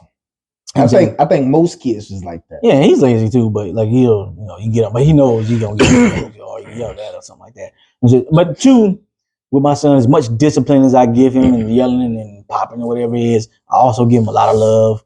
I make sure I talk to him a lot. Because I start out here and that come down to motivation. So it's discipline then to motivation. Do you think your son feel he can come to you and talk to you about anything? I believe so. Yeah. Gotcha. Yeah, he knows I'm gonna talk to you. You know what I'm saying? Yeah, I yell, but I'm gonna talk to you too. You know what I'm saying? I'm gonna know. And it's been like a lot of times it'll start out as yelling, and it turns to motivation. Gotcha. This is why I'm yelling. You know what I'm saying? Whether it's about sports, whether it's about school, or whatever it is. You know what I'm saying? Or maybe I'm not yelling, or it's just motivation. Dad's a talker. You know what I'm saying? So sometimes I know, sometimes in his mind. So he comes to you, tell you, Dad, I got this little girl I like. Okay. I want her to be my girlfriend. Nah, you know, he's in 6th grade right now. He got a little girl right now. I don't like it. You know what I'm saying? That is, but you know, if you totally denounce it, so I took it. He's still gonna do it. True. So I took it as a point is like I asked some questions. Sometimes I don't really know stuff like it, whatever. Some things I don't even want to know because I don't want to get mad. So I, asked, okay, what's her name and what she look like, whatever. Okay, how do y'all? Would y'all just talk on the phone? You just text? You hang out at lunch? Or whatever, that kind of thing, you know, just ask simple stuff like that. You know what I'm saying? I don't ask. Get too deep. No. You let him talk. You let him talk to her on the phone. And he's in his room and closing the door. I'm pretty sure you talk to her on the phone. You know what I'm saying? I know he texting and stuff like that. So I bust in the room all the time. Okay. I know he don't talk. So when you bust in his room, because I ain't got no son, so I gotta ask these questions. Yeah. So when you bust in his room, do you just like hang out in there for a little bit, or it's just like a mixture? I might say nothing. I might just bust in the door and look at him. Yeah, and he like what? That's it. And close it up. And he looking like he don't even say it, he just look. You know the worst now you know he like, look at that. But you know the worst thing with teenagers now is when you just take that phone unexpectedly. Man, that phone. Listen, they got some crazy stuff in there. That's why he got in trouble one time. There's no warning. He got in trouble one time. He was already in trouble for something, right? You know, house stuff or whatever. And I was getting on him. And I told him, leave your phone down here. I was on the couch. Leave your phone down here. He went upstairs. His phone was going off. It was like 12 o'clock. Mm-hmm. Phone was going off. Some girl, can you call me? So now I'm going through text messages. I'm going through a little Discord. I'm going through whatever. You trying to find I'm trying to find everything. I'm looking at everything. So that's why I see, okay, you do be cussing. You do be talking crazy sometimes, whatever. You know what I'm saying? Okay, that's not bad. It's not bad. It's not bad. What the? Okay, this is not bad. You know what I'm saying? Whatever, I'm going through it. And I went up there and snapped on him. Get up. Get up. What is in this phone? I woke him out of bed. Get out of bed. He was sleeping there. Get out of bed right now. What's in your phone? What'd he say? First he was like, I just nothing about to knock your head off right now, boy. Why are you talking like, you know what I'm saying? I just went over from I snapped like an hour, whole just snapping the whole time. Don't even respond. Just yelling. Just yelling for like an hour. Then I took his phone. And then but that phone, they go crazy with that phone. Oh yeah. Oh niggas, but they like but they get crack addicts with that phone. It's more mental now. Oh my God. See, we knew how to survive if we got put on punishment. We went to the store during this time. I took the phone. He just went to sleep in the car. He'll never sleep in the car. You know what I'm saying? Like, so we ride. I'm like, damn, so if you don't have a phone, you just go to sleep. Your brain just shuts off. You go to sleep. You don't talk. You just go to sleep. Mm-hmm. You know what I'm saying? So yeah, that's that phone, boy. They got that phone. And I get it because we get like that too with our phones, whatever. But I don't get like that with my phone. Yeah. It's like I'll miss my phone because I'm so used to having it. Yeah. But at the end of the day, it is what it is to me. Yeah. You know what I mean? But now these kids, when you punish them and you take that phone, you take their whole damn life away. See with us, you hated growing up and your mom put you on punishment and she took the TV or the video game. Right. Because I'll just go outside. I'll go out play. I'll do figure out something else. And I'm not coming in the house until the last minute where I gotta take a shower, eat, and go to bed. Yeah, I can help it. But when your mom took your game, I was hurt. Took the phone privileges, and then said you can go outside, that was the worst punishment. Yeah. But you know the worst type of punishment is? Ooh, Lord, you know the worst punishment is when they tell you, don't ask me when you gonna get up. You just know you in trouble. You knew you in trouble. See, I know I got kicked out of school. I got expelled from school. Oh, wow. I was in high school. So you had to switch high schools? I went to alternative school. And yeah, so like, you know, I got turning points here. Right. I don't even remember what it was called, but I went to alternative school. So, you know what I'm saying? So I got into trouble. That was a bad time. But I mean, everybody was mad at me. It was in the last 9 weeks of school, my senior year, and I got kicked out. And luckily they let me walk and everything like that. But really, technically, I really graduated from whatever alternative school was. I got to walk with my class, whatever, at Winter Park. Whatever. But yeah, I got into trouble when I was in school. Got you. Yeah, it was snapping. that I bet. Oh my god, my sisters, everybody was snapping. How could you make a decision like that in senior year? Senior year, yeah. You're right in the middle of track season. Man, I had a situation like that, but I thought about reacting before reacting, and that kind of like saved the senior year. Dude, I was so upset. Yeah, we was on a trip, man. We was trying to get some girls. That's all it was. So trying to get some girls. So you knew what you was doing. I 100% knew I was doing. Gotcha. I told mama, I was like, oh, mama, I ain't like that. And no, good and well, I was like that. That's what I said. Like, with my son, I don't like get on him. I get on him too, like out of based on like insecurity with me, because I knew how I was like or whatever, and that sound was bad. I wasn't going to jail and stuff like that, but I know I was a freaky little kid, you know what I'm saying? So I was trying to do whatever I could in that freaky realm or whatever. So you know what I'm saying? So I know me, whatever, and I know what I was when I was 6th grade. What I was trying to do in 6th grade, or whatever. My son's better than me, you know what I'm saying? Thank God for that or whatever. Right. But in my mind, I'm still like, he might have turned into me. Let me make sure he's not that. Right. And I tell him all the time. I say, I want you to be better than me. I don't want you to. If you end up like me, it's a disservice. Not saying my life's bad or nothing like that. Right. But if you end up like me, I did a disservice to you. Right. And we failed. I failed. I didn't do a good job. Yeah. You got to be better than me. You got to have better marriage. You have better money. Better everything than me. Right. You got to be better than me. I'm not gonna let you fail. If you failed in life because you made the bad decisions on your own. And then you ain't gonna be like, oh, daddy didn't tell me. No, daddy told you everything. I motivate my son all the time. And tell them, hey, I want you to do this, I want you to do that, you can do whatever. You want to be a pilot, you want to be a football player, you want to be a police officer, you want to be an actor. You know what I'm saying? This is what it is. You gotta work for it. It's gonna take a lot of work for it. You gotta work every single day. You know, I tell them when it comes to sports, I'm like, listen, some kid in South Carolina working, some kid in California working. I agree. Some kid in New York working. You can't take no days off. You gotta work. The day you take that day off, the day somebody else. So he goes to Bach Middle School. He goes to art school. You know what I'm saying? School of the Arts. He's in theater. I'm like, listen, where's your monologue at? There's other kids in Atlanta acting right now. Right. They got monologues. You need to be doing that same thing. You trying to be a pilot? You better be getting learning how to fight simulator. You know what I'm saying? So I'm very motivational. You know, I know he get tired of me talking all the time. I'll be talking to him. I'll be chill, like, you know what I'm saying? But I like, you want him to think. Man, I want him to think. I want him to be better than me. I want him to like just live a good life. You know what I'm saying? I want him to cut out any of the, obviously gonna have trouble, everybody is, but any of the troubles I went through, any of the bad decisions I made, like my life's goal is just to make him better than me. Correct. You know what I'm saying? So if I can get that done, I'll be a happy father. You know what I'm saying? Hey, I remember seeing like kids when they're with their parents, how they were just so glued to their phone. They just like always, like when I was growing up, I had a homeboy. Every time you look around, he's talking to a girl on the phone. Like just rather he in the car with his people. Yeah. He's talking to a girl on the phone. What would you do if your son was like that? Like say you come down here to the shop. Yeah. He's just on the phone. Yeah, what's going on? Such and such. Like, would that bother you? Who you talking to? What's her name? Let me talk to him. But I'm saying, do you let the conversation go on as long as like he's in the car, or you just like? If I don't hear nothing crazy, maybe. Yeah, if I don't hear nothing crazy, yeah. You know what I'm saying? But I'm still have my ear to like. So you ain't never just gonna zone off and let him be in his own.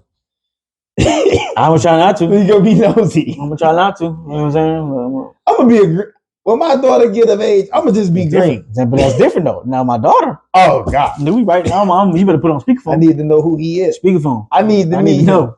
I need to know. See, my daughter ain't got the same freedom as my son. I need to know his intentions. My son he got my stuff. They both got their own room, but son got his own room. He can close the door.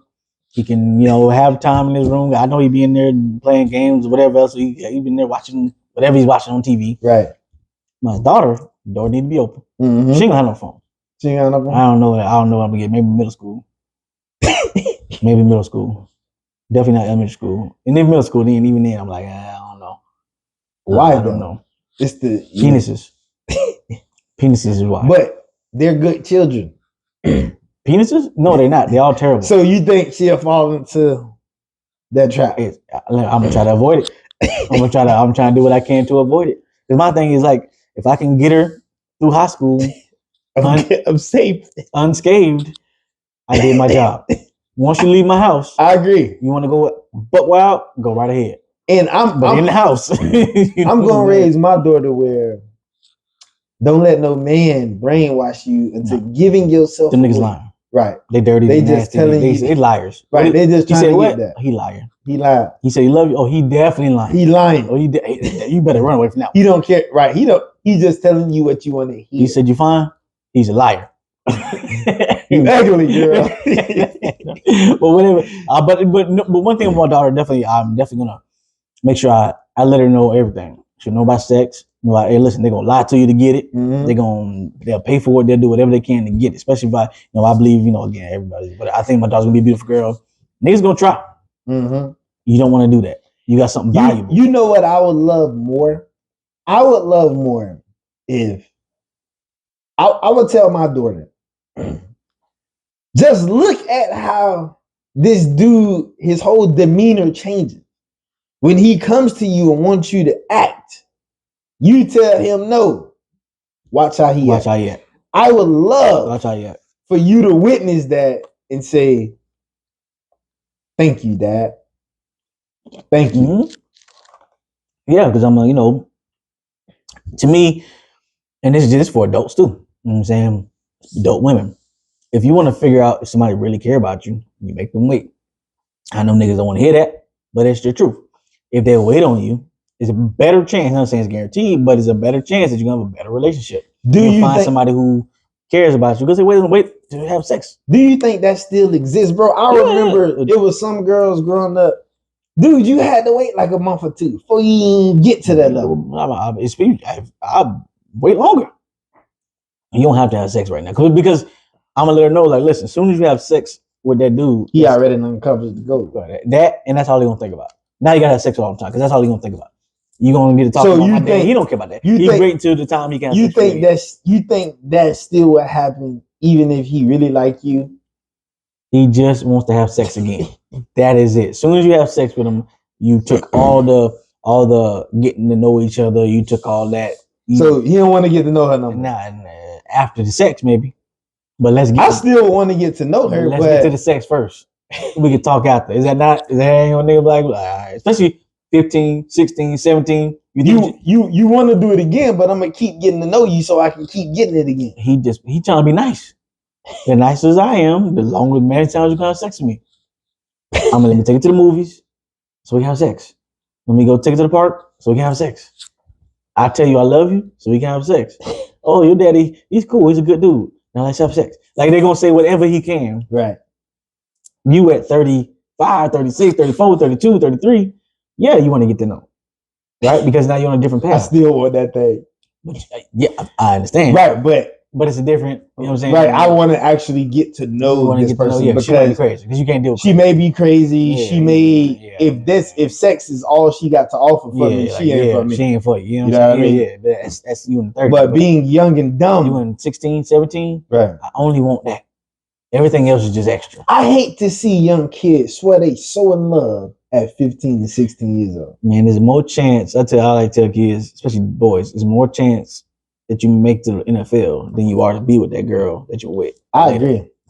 If you in high school, like there ain't no real relationship. Ain't a relationship. Y'all about to go to different colleges, do different things. You about to meet some other niggas. You about to meet some other chicks. Y'all ain't right. That's finna end soon. Don't let her go to HBCU. She gone. She gone. She gone, but she is gone. And if you go with her, try to hold her, the more she gonna get it with. Correct. You know what I'm saying? Because you got some aggressors on campus, boy. No, I mean you got a better bet. And she's gonna see things she's never saw before. Yeah, you're gonna be a better. She's gonna see things. You right about that? You're gonna see things that she's never saw. Hey, buddy, gonna be so insecure. Because you don't want to think about that, especially at that age, 18, 19. You think about. But it's gonna happen though. It is, but you still be like, she over there at school, man. Big Tyrone over there going crazy. You know what I'm saying? But if she bad. And if she's bad, that's the crazy thing. If she's bad, she gone. You know she got everybody on campus looking at her. Freshman? Oh yeah, but we need that. Yeah. Right? We need that. Yes. And one thing she's not gonna do, and if she do it, it's only for that first semester. She still trying to save the relationship. Yeah. Second semester, she gonna be wide open. Yeah. She gonna be wide open because she's gonna love the attention. Right. You know what I mean? Right. That's why I was saying, especially with high school kids, man. High school boys, well, listen, man, don't worry about getting nothing serious. You know what I'm saying? You ain't ready for nothing serious. You ain't got no money. You ain't got no job. You ain't got no career. You don't know what you're gonna do in life. Like, it's just like, bro, go live your life. Go get some experiences. Go learn. Right. Then as you get older, you get to your mid to late 20s. Now you can start thinking about serious stuff. But from 0 to about 25, fun. I agree. Fun and learn. I ain't saying be ruthless and crazy, acting crazy, but I'm saying, well, have some fun, date, learn different things, learn what you like, what you don't like. 26, 27, 28, 30, now you can start having your mind, okay, for the future, what kind of woman do I want to be with for the future? What kind of mother do I want for my kids? Man, when I was in college, my first year at Bethune-Cookman, me and my partners, we just had so much fun. We knew once we before we got to college, before we got to the parties and all that type of stuff, we never really knew the secret formula for these women. Mm-hmm. But the more we went to the parties, and we knew all they wanted was some alcohol.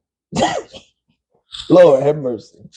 Dude, right. We was running through them. It was too easy. It was too easy because I think the second year when we got the off-campus apartment, I think I was sleeping on the couch. Yeah, I was sleeping on the couch, but when we went to a club and you met somebody who stayed on campus, yeah, man, what you doing after the club tonight, man? You gonna come to the crib? Then, because you gotta think, we didn't have money like that to go get a damn hotel. That was damn near after you got your refund check. But then you ain't even want to do that. Right. But man, those was damn times though, boy.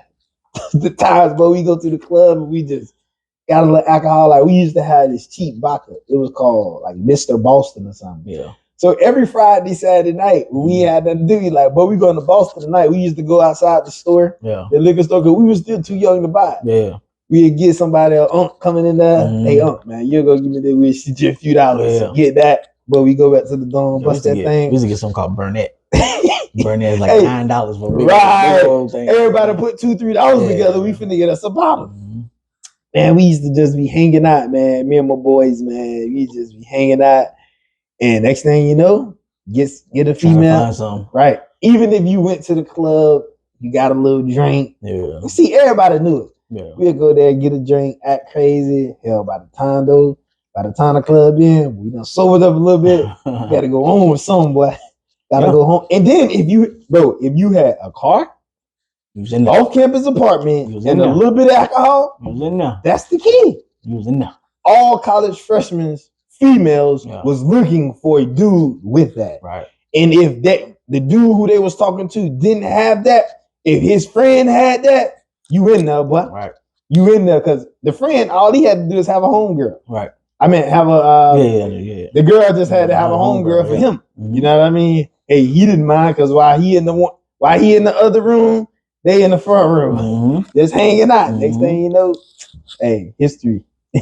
Definitely. College was a different time, different experience. Yeah. You know what I'm saying? Yeah. Definitely. But college was I found. So do you push HBCUs to your son and daughter? I mean, daughter no now, right now she's 6, so But I'm saying once you get. My son, I talked to him about he knows where his dad knows where his granddad went to Cookman. Right. He knows about JSU because it was Dion. You know what I'm saying? So he asked about it or whatever.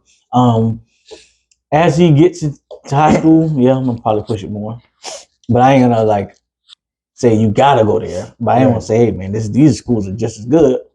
You can make it to do whatever you want from these schools also. You know what I'm saying? So, but ultimately, obviously it's his decision. You know what I'm saying? And if he gets to the point where he has multiple options or whatever, you know what I'm saying? I'm still gonna be like, hey man. Hey, Dion's going from JSU. Yeah. Would you still go to a JSU game? First Cookman, maybe, yeah. Gotcha. So both my parents went to Cookman. Gotcha. So it ain't like you would say, yo, let's fly out to Jackson Let's go catch a game. Maybe just because I like football. You know what I'm saying? Yeah, Gotcha. I mean, yeah. Just because I like football. I would want to see the atmosphere because that atmosphere did look lit. Yeah, it looked crazy. Yeah, that atmosphere did look definitely. crazy. I still go out there. I want to go to Grambling. I want to go to Grambling. I want to go to. I definitely go to Colorado. You know what I'm saying? I want to go to all them places, man. Got you. You know what I'm saying? We got to do something like that. We got to go to one. We got to do something like that with the podcast. I think that'll take it to the next level, in-depth weekend. And that's always been one of my goals. Yeah. One of my goals has always been, fly out to a game, go to the game, come back home. You know what I mean? Yeah. I think that'd be so dope. I planned on doing that to the SWAC championship. I know, yeah. Till goddamn Dion left. Once we found out he was leaving, changed all my plans. Yeah, because the energy just wasn't in it anymore. You had nothing to look forward to. Mm-hmm. You know what I mean? Like, we going to see Dion. And I'm gonna be honest with you. I think Jackson State would have came out and dominated way more had they known he wasn't leaving that out. Maybe. But they got outplayed in that game. Yeah, I do think still had a chance to win it. But I think the game would have probably went a little bit different if Dion just announced, "No, I'm staying here. I'm not leaving." Maybe. I think it would have been a little different. You know why? Because all his kids would have played in that game. Once he announced, once he announced that he was leaving, you had kids just leave the team. So I think it could have made a difference. Maybe, you know what I'm saying? You never know. We'd never know. Never know, maybe. But I think NCCU, right? North Carolina Central. Yep. I think they just outplayed them. And they were well coached that day. They came out and executed correctly. It was just one of those days, you know what I'm saying? They lost. Let's go to a Clark Atlanta game. I'd rather go to a JSU, Grambling. I agree. Clark don't really, they like I said, to me, I think I said this before on other podcasts, Clark should be one of the top schools. It's in Atlanta. T.I., Jeezy, Jermaine Dupri, Candy Burris. Maybe we need to go there. All of them. Maybe we need to go there, do a vlog, and it may gain some traction. Maybe, because all that money in Atlanta, dude. Tyler Perry. That was one of the that schools. Football should have that football program, basketball program. I agree. They should never have one for nothing. Nothing. They should have the best uniform in Division II. The best stadium in Division II. I agree. The best weight room in Division II. Dude, you didn't even really hear about their band like that. No, man, it's in Atlanta, in the heart of Atlanta. Right. There's no reason Clark Atlanta should. You hear about Morehouse. Clark Atlanta should be the best. Yeah, I agree, bro. It should be what Grambling is. It should be what Jackson State is. It should be what FAM is. It should be that. Right. Everybody on the hip hop scene in Atlanta should be advocating. No, he was a baby from Atlanta, young Doug from Atlanta. Come on, T.I. Shooting a video on campus. Come on, they do movies. The thing is, you don't even hear about homecoming from them. Clark Atlanta should be what Grambling is, but better. Dude, I wanted to go to Grambling. There was a show on BT. Grambling about the band and the football team. About the band. I forgot the name. They had the fat quarterback at the time. Yeah, Bruce Eugene. Yeah, him at the time. Yeah. Hey, he made me want to go to Grambling. Yeah, he was baller though. Yeah. Then they had College Hill. Yep. College Hill, like that's what really made you. Okay, HBCUs ain't that bad. Like that's a show they should bring back. Right. And I believe if they brought College Hill back now, you will increase the awareness of HBCUs. You would get people to want to go to HBCUs because, bro, College Hill was dope. A couple years ago, they brought it back, but with Nene Leaks was in there. Nah, you can't do that. And, you actually got to get stupid. Was a Slim Thug or somebody else was in there? They brought it stupidly back there. You know what I'm saying? I saw that. I never watched it, but I heard. Yeah, I didn't watch it either. But it was, you know what I'm saying? Like, come on, like it was dumb. I'm talking about. You literally go to these. You literally go get college students, put them off in an isolated dorm. They still go on the campus every now and then. I think, and that's the way that they can. This thing about the people who was previously on College Hill back then wasn't no social media. Wasn't. They would have established their influencer brand immediately. It would have been crazy, bro.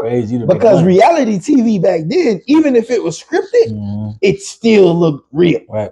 I remember it was this one episode. They had it was less scripted back then than it was now. Yeah, they had this one girl on College Hill. I don't know if you remember her name was Peaches. Peaches just had a banging body. Like everybody in the house was going crazy over her. And these girls who was on the show, they was just like regular girls who just was regular college students, but they wasn't trying to do too much like these girls now. All right.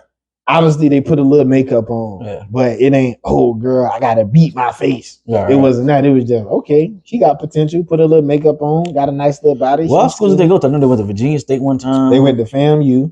Yeah. They went to Virgin Islands. Yeah, they went to, I remember that one. I know they went to Virginia State one time.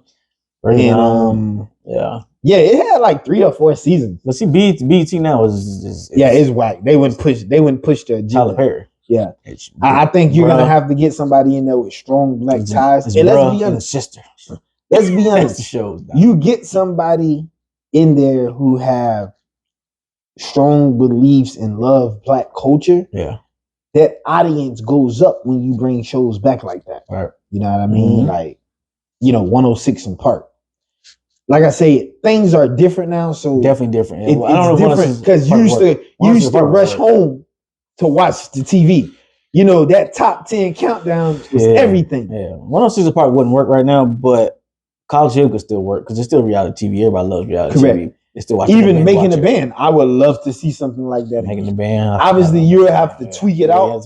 Got to tweak it out, but Making the Band would be because people still watch The Voice.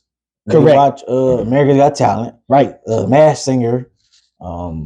Whatever else ones is out there. Ron's House was a good one. Oh yeah. Ron's House was a good one. Like, you got a lesson after every episode. Right. But when you talk about, Making the Band, but they still watch musical shows. American Idol, you still watch these shows. So they're watching versions of Making the Band type shows. So Making the Band could definitely work now.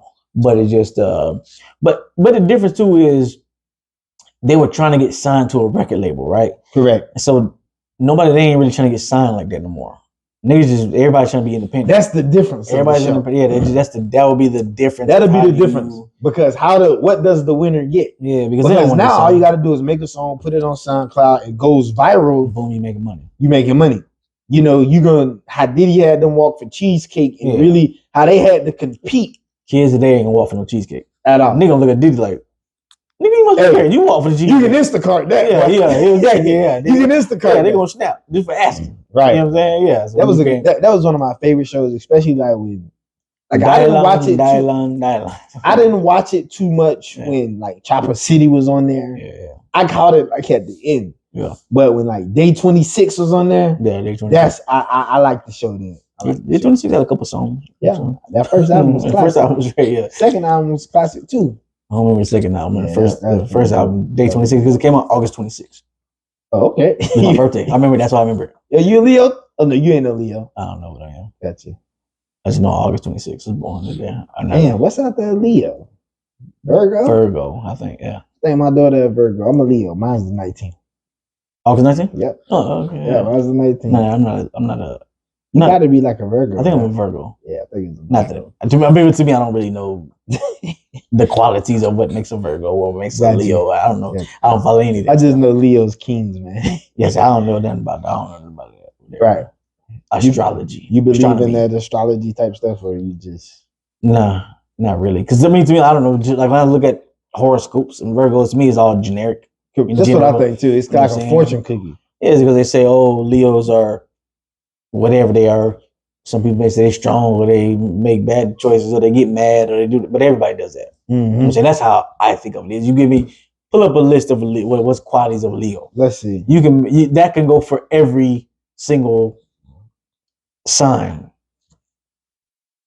Qualities or whatever, you know what I'm saying? Qualities or attributes of a Leo. Let's see. The star of zodiac. Typical Sun and Leo traits include being confident, comfortable, being the center of attention, drama adoring, ambitious, loyal, fiercely protective of their nearest and dearest, generous, luxury living, sunny, big hearted. That can be for anybody. I agree. Let's see. Virgo. Virgos are known for being practical, sensible, and loyal. They make excellent friends and partners. Virgos are known for being perfectionists and can be single-minded in their pursuit of improvement. I'm not a perfectionist. Single mind, I don't know. I mean, I'm a good person. So I guess that was it. But that could be attributed to everybody. You know what I'm saying? So I'm not into. And who the hell created this? Who created it? Who created it? So I'm not into. Because let's be honest, the only way a person can explain a Virgo is if there was a Virgo.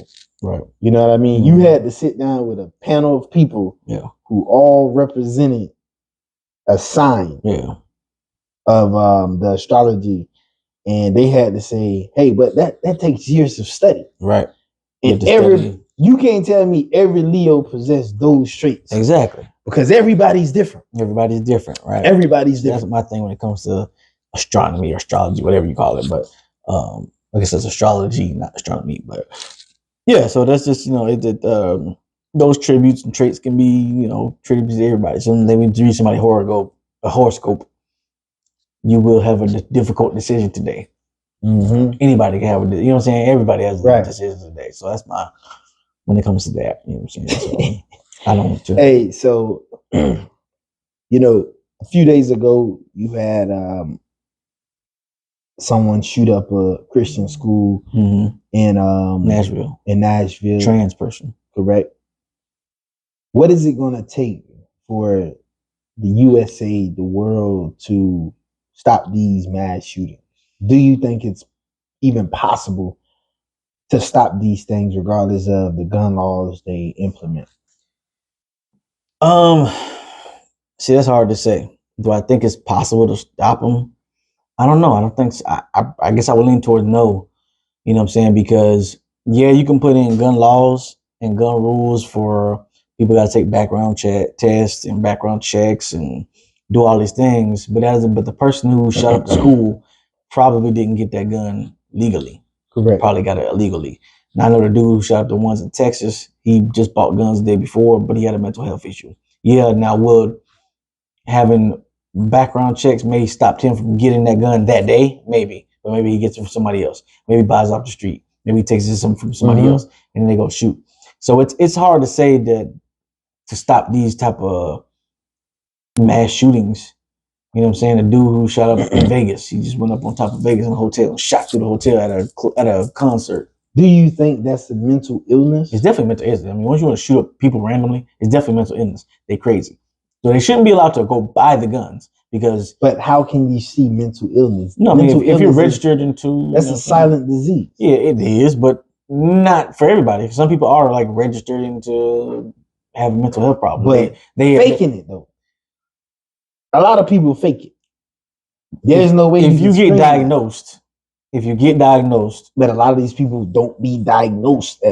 Some of them don't, but some of them do. Some of them you have that red flag. The dude who shot up the Post in Orlando, the gay club. Okay, but he was diagnosed and he was already on the radar for saying all this kind of crazy stuff. He shouldn't be able to buy, a gun. Okay, so what if he don't buy the gun? But what if he don't? If he illegally buy the gun? Well, you can't do nothing about that.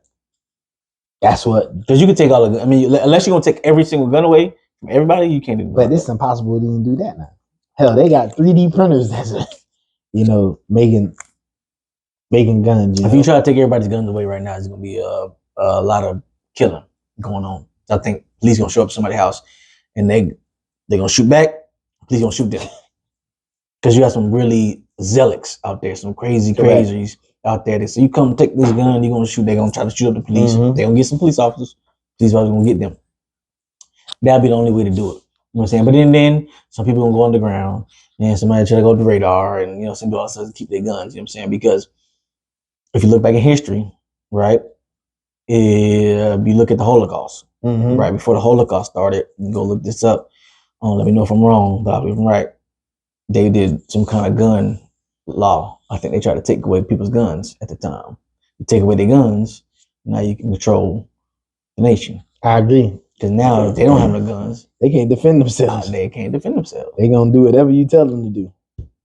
You know what I'm saying? So that's another reason why you can't trust the government when they come to say we're gonna take the guns. Okay, why? And then you take the guns and you give up your guns, they're gonna put you in, who knows they'll be able to manhandle you, do whatever they want. Do whatever they want. Just like when the pandemic happened. They had a bunch of videos where they had tanks rolling down the street, shooting people, and they was outside the house. shooting whatever they were shooting at them. I know they weren't shooting a lot of bullets, but they were shooting something at them. Rubber bullets. Yeah, go back in the house, pop up, shooting people in their front porch. Mm-hmm. You know what I'm saying? So if they wanted to come police this thing, really police it, it's gonna be a lot of blood in the streets. I agree. You know what I'm saying? Because you got a gun? I got a gun. I got 2 at the house. Yeah, I'm licensed. So I'm not. But in Florida, you don't gotta be licensed. Mm-hmm. You know what I'm saying? But yeah, it's gonna be a lot of people that come try to take guns. So why did you buy a gun? Was it more for protection? I ain't no thug and no gangster. No, I ain't nothing like that. I'm regular old. What kind of gun you got?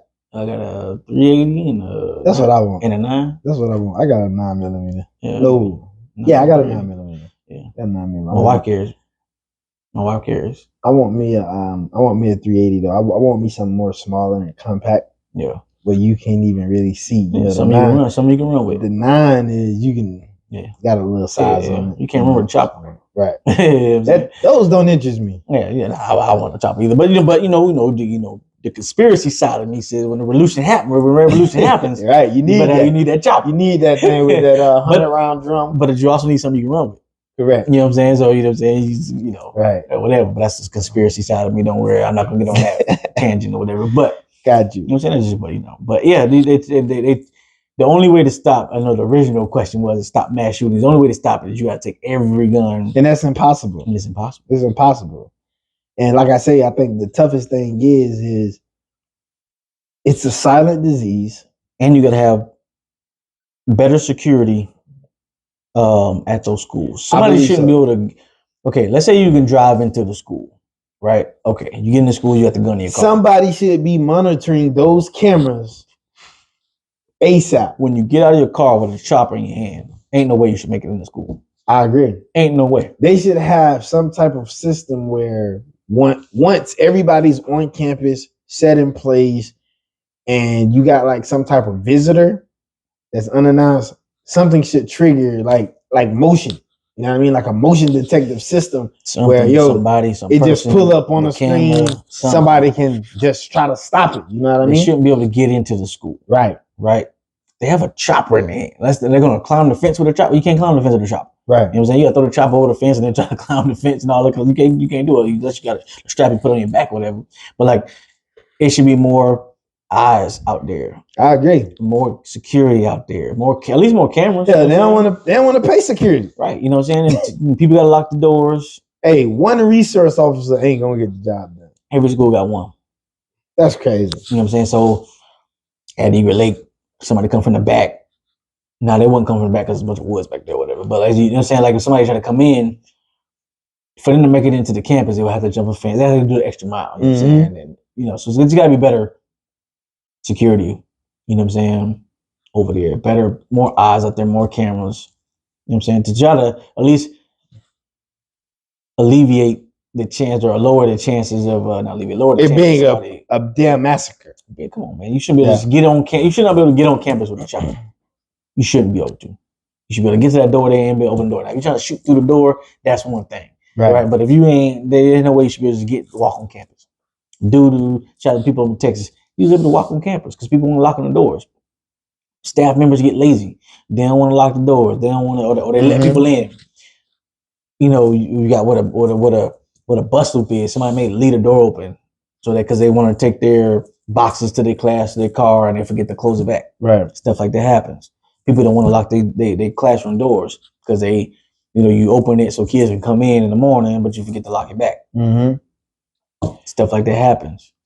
God forbid a situation like that happen with you. Come to my campus. So this is my thing. Yeah. I don't want to go to which question. I want to say.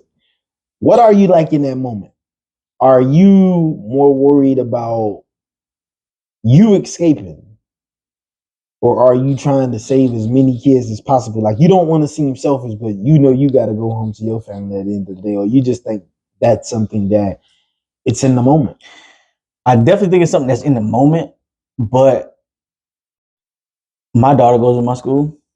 So I'm first thing I'm doing is going to that class. Gotcha. That's the first thing I'm going. And then I'm going to try to get everybody else in that class and around. I agree. I need to locate her first. I'm going to that first. Once I locate her, I get a classmate, a teacher, hey, let's try to go to another way. If I can get the class next door, let's go, let's do this, whatever. I'm gonna try to figure out where that dude is. Right. Or whatever. And get everybody to go the opposite way. Yeah. So I don't wanna say other stuff. But yeah. You know what I'm saying? It's just something though, it's like you gotta be in that situation. Like you don't want to run into the guy. You know what I mean? You don't want to run to, yeah. I'm gonna definitely be peek out the door, you know what I'm saying, and see where he is. Hopefully on the radio, somebody says, "Oh, he's on this wing or he's on that wing, whatever it is." I'm gonna try to go around the other way, but I gotta get to her. Yeah, that's one. I gotta get to her. Once I get to her, I know she's safe and I'm with her. Now I can kind of think better. Okay, all right, I got all the kids with me. Let's go to this room because I think this room we can go over here and then we may be able to get to the back way. All right, knock on the next door. Hey, y'all come on this way. Come, so I'm gonna try to do that, whatever. But once I get to her, I can think better. I ain't gonna think until I get to her. I agree. Because if I don't get to her, I'm bound to go crazy. So I'm bound to go crazy. Yeah, so I'm trying to say whatever for the camera. If I don't get to her, you know what I'm saying, I ain't gonna think straight. Correct. You know what I'm saying? I ain't gonna make the proper decision. Correct. Because I'm going crazy is gonna be the correct thing to say. Yeah, for real. And that's just gonna be on your conscience forever. Yeah. But hey, did you hear about the 2-year-old being found in the alligator mouth? I heard a little bit about it. The dad killed the mom, right? The dad allegedly killed the mom and then threw the baby in the lake or something like that. I don't even know. Oh, he fed the baby to the alligator? I don't even know, but it's just some crazy stuff. That's just a crazy nigga. How right? You know what I'm saying? Like it's hard to bro. I don't understand how grown folks can hurt babies. He's crazy ass nigga, man. Right, man. And now he's facing 2 murder charges. He should get put under jail. Facing 2 murder charges. It's sad, man. He should be put under jail and get with the most freakiest, biggest dude in the jail. Right. Be a cellmate with him. Take out some frustration. Let the dude take out some frustration on that cat. Right. Yeah. But the dude was obviously crazy when she met him. Correct. Problem with people in relationships and in this society is you don't leave when there's a warning sign. Yes, because I was about to say you don't see the red flags, but we do see the red flags, but we don't leave when we see the red flags. We don't act. That's the word. We don't act when we see the red flags, right? Stay there. It's not like a movie. You look at movies and the dude's perfect and the next thing you know he's crazy. No, in real life, if a nigga crazy, you know he's crazy from the beginning. Right. But because he got good D, or she's got good P, things is different. You stay around a little more longer. A little longer. Yeah, he does this. Yeah, he does that. But that's still my baby. That's my man. Blah, blah, blah. You do all that stuff. And when he finally do snap, too late. It's too late. It's too late. You know what I'm saying? It's kind of like, when girls get approached by a dude and he's over aggressive or he's over this, and they get a number to him just in case, so they go out to lunch with him. They go, something with him. And they wonder why the dude keeps stalking them.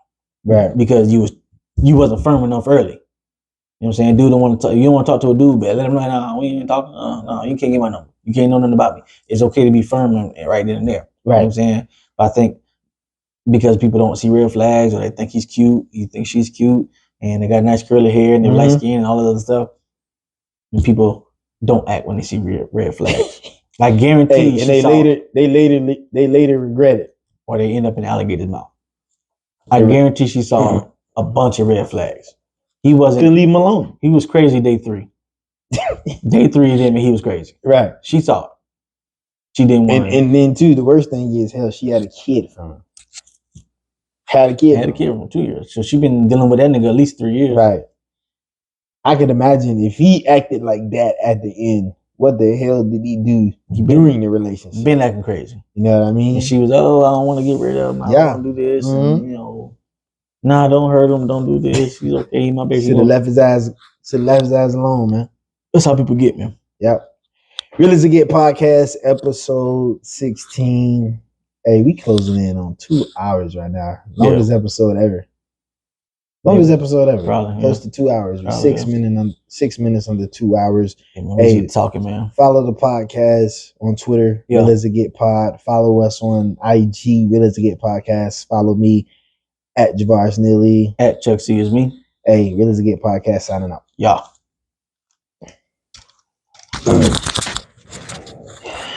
You know how we get talking.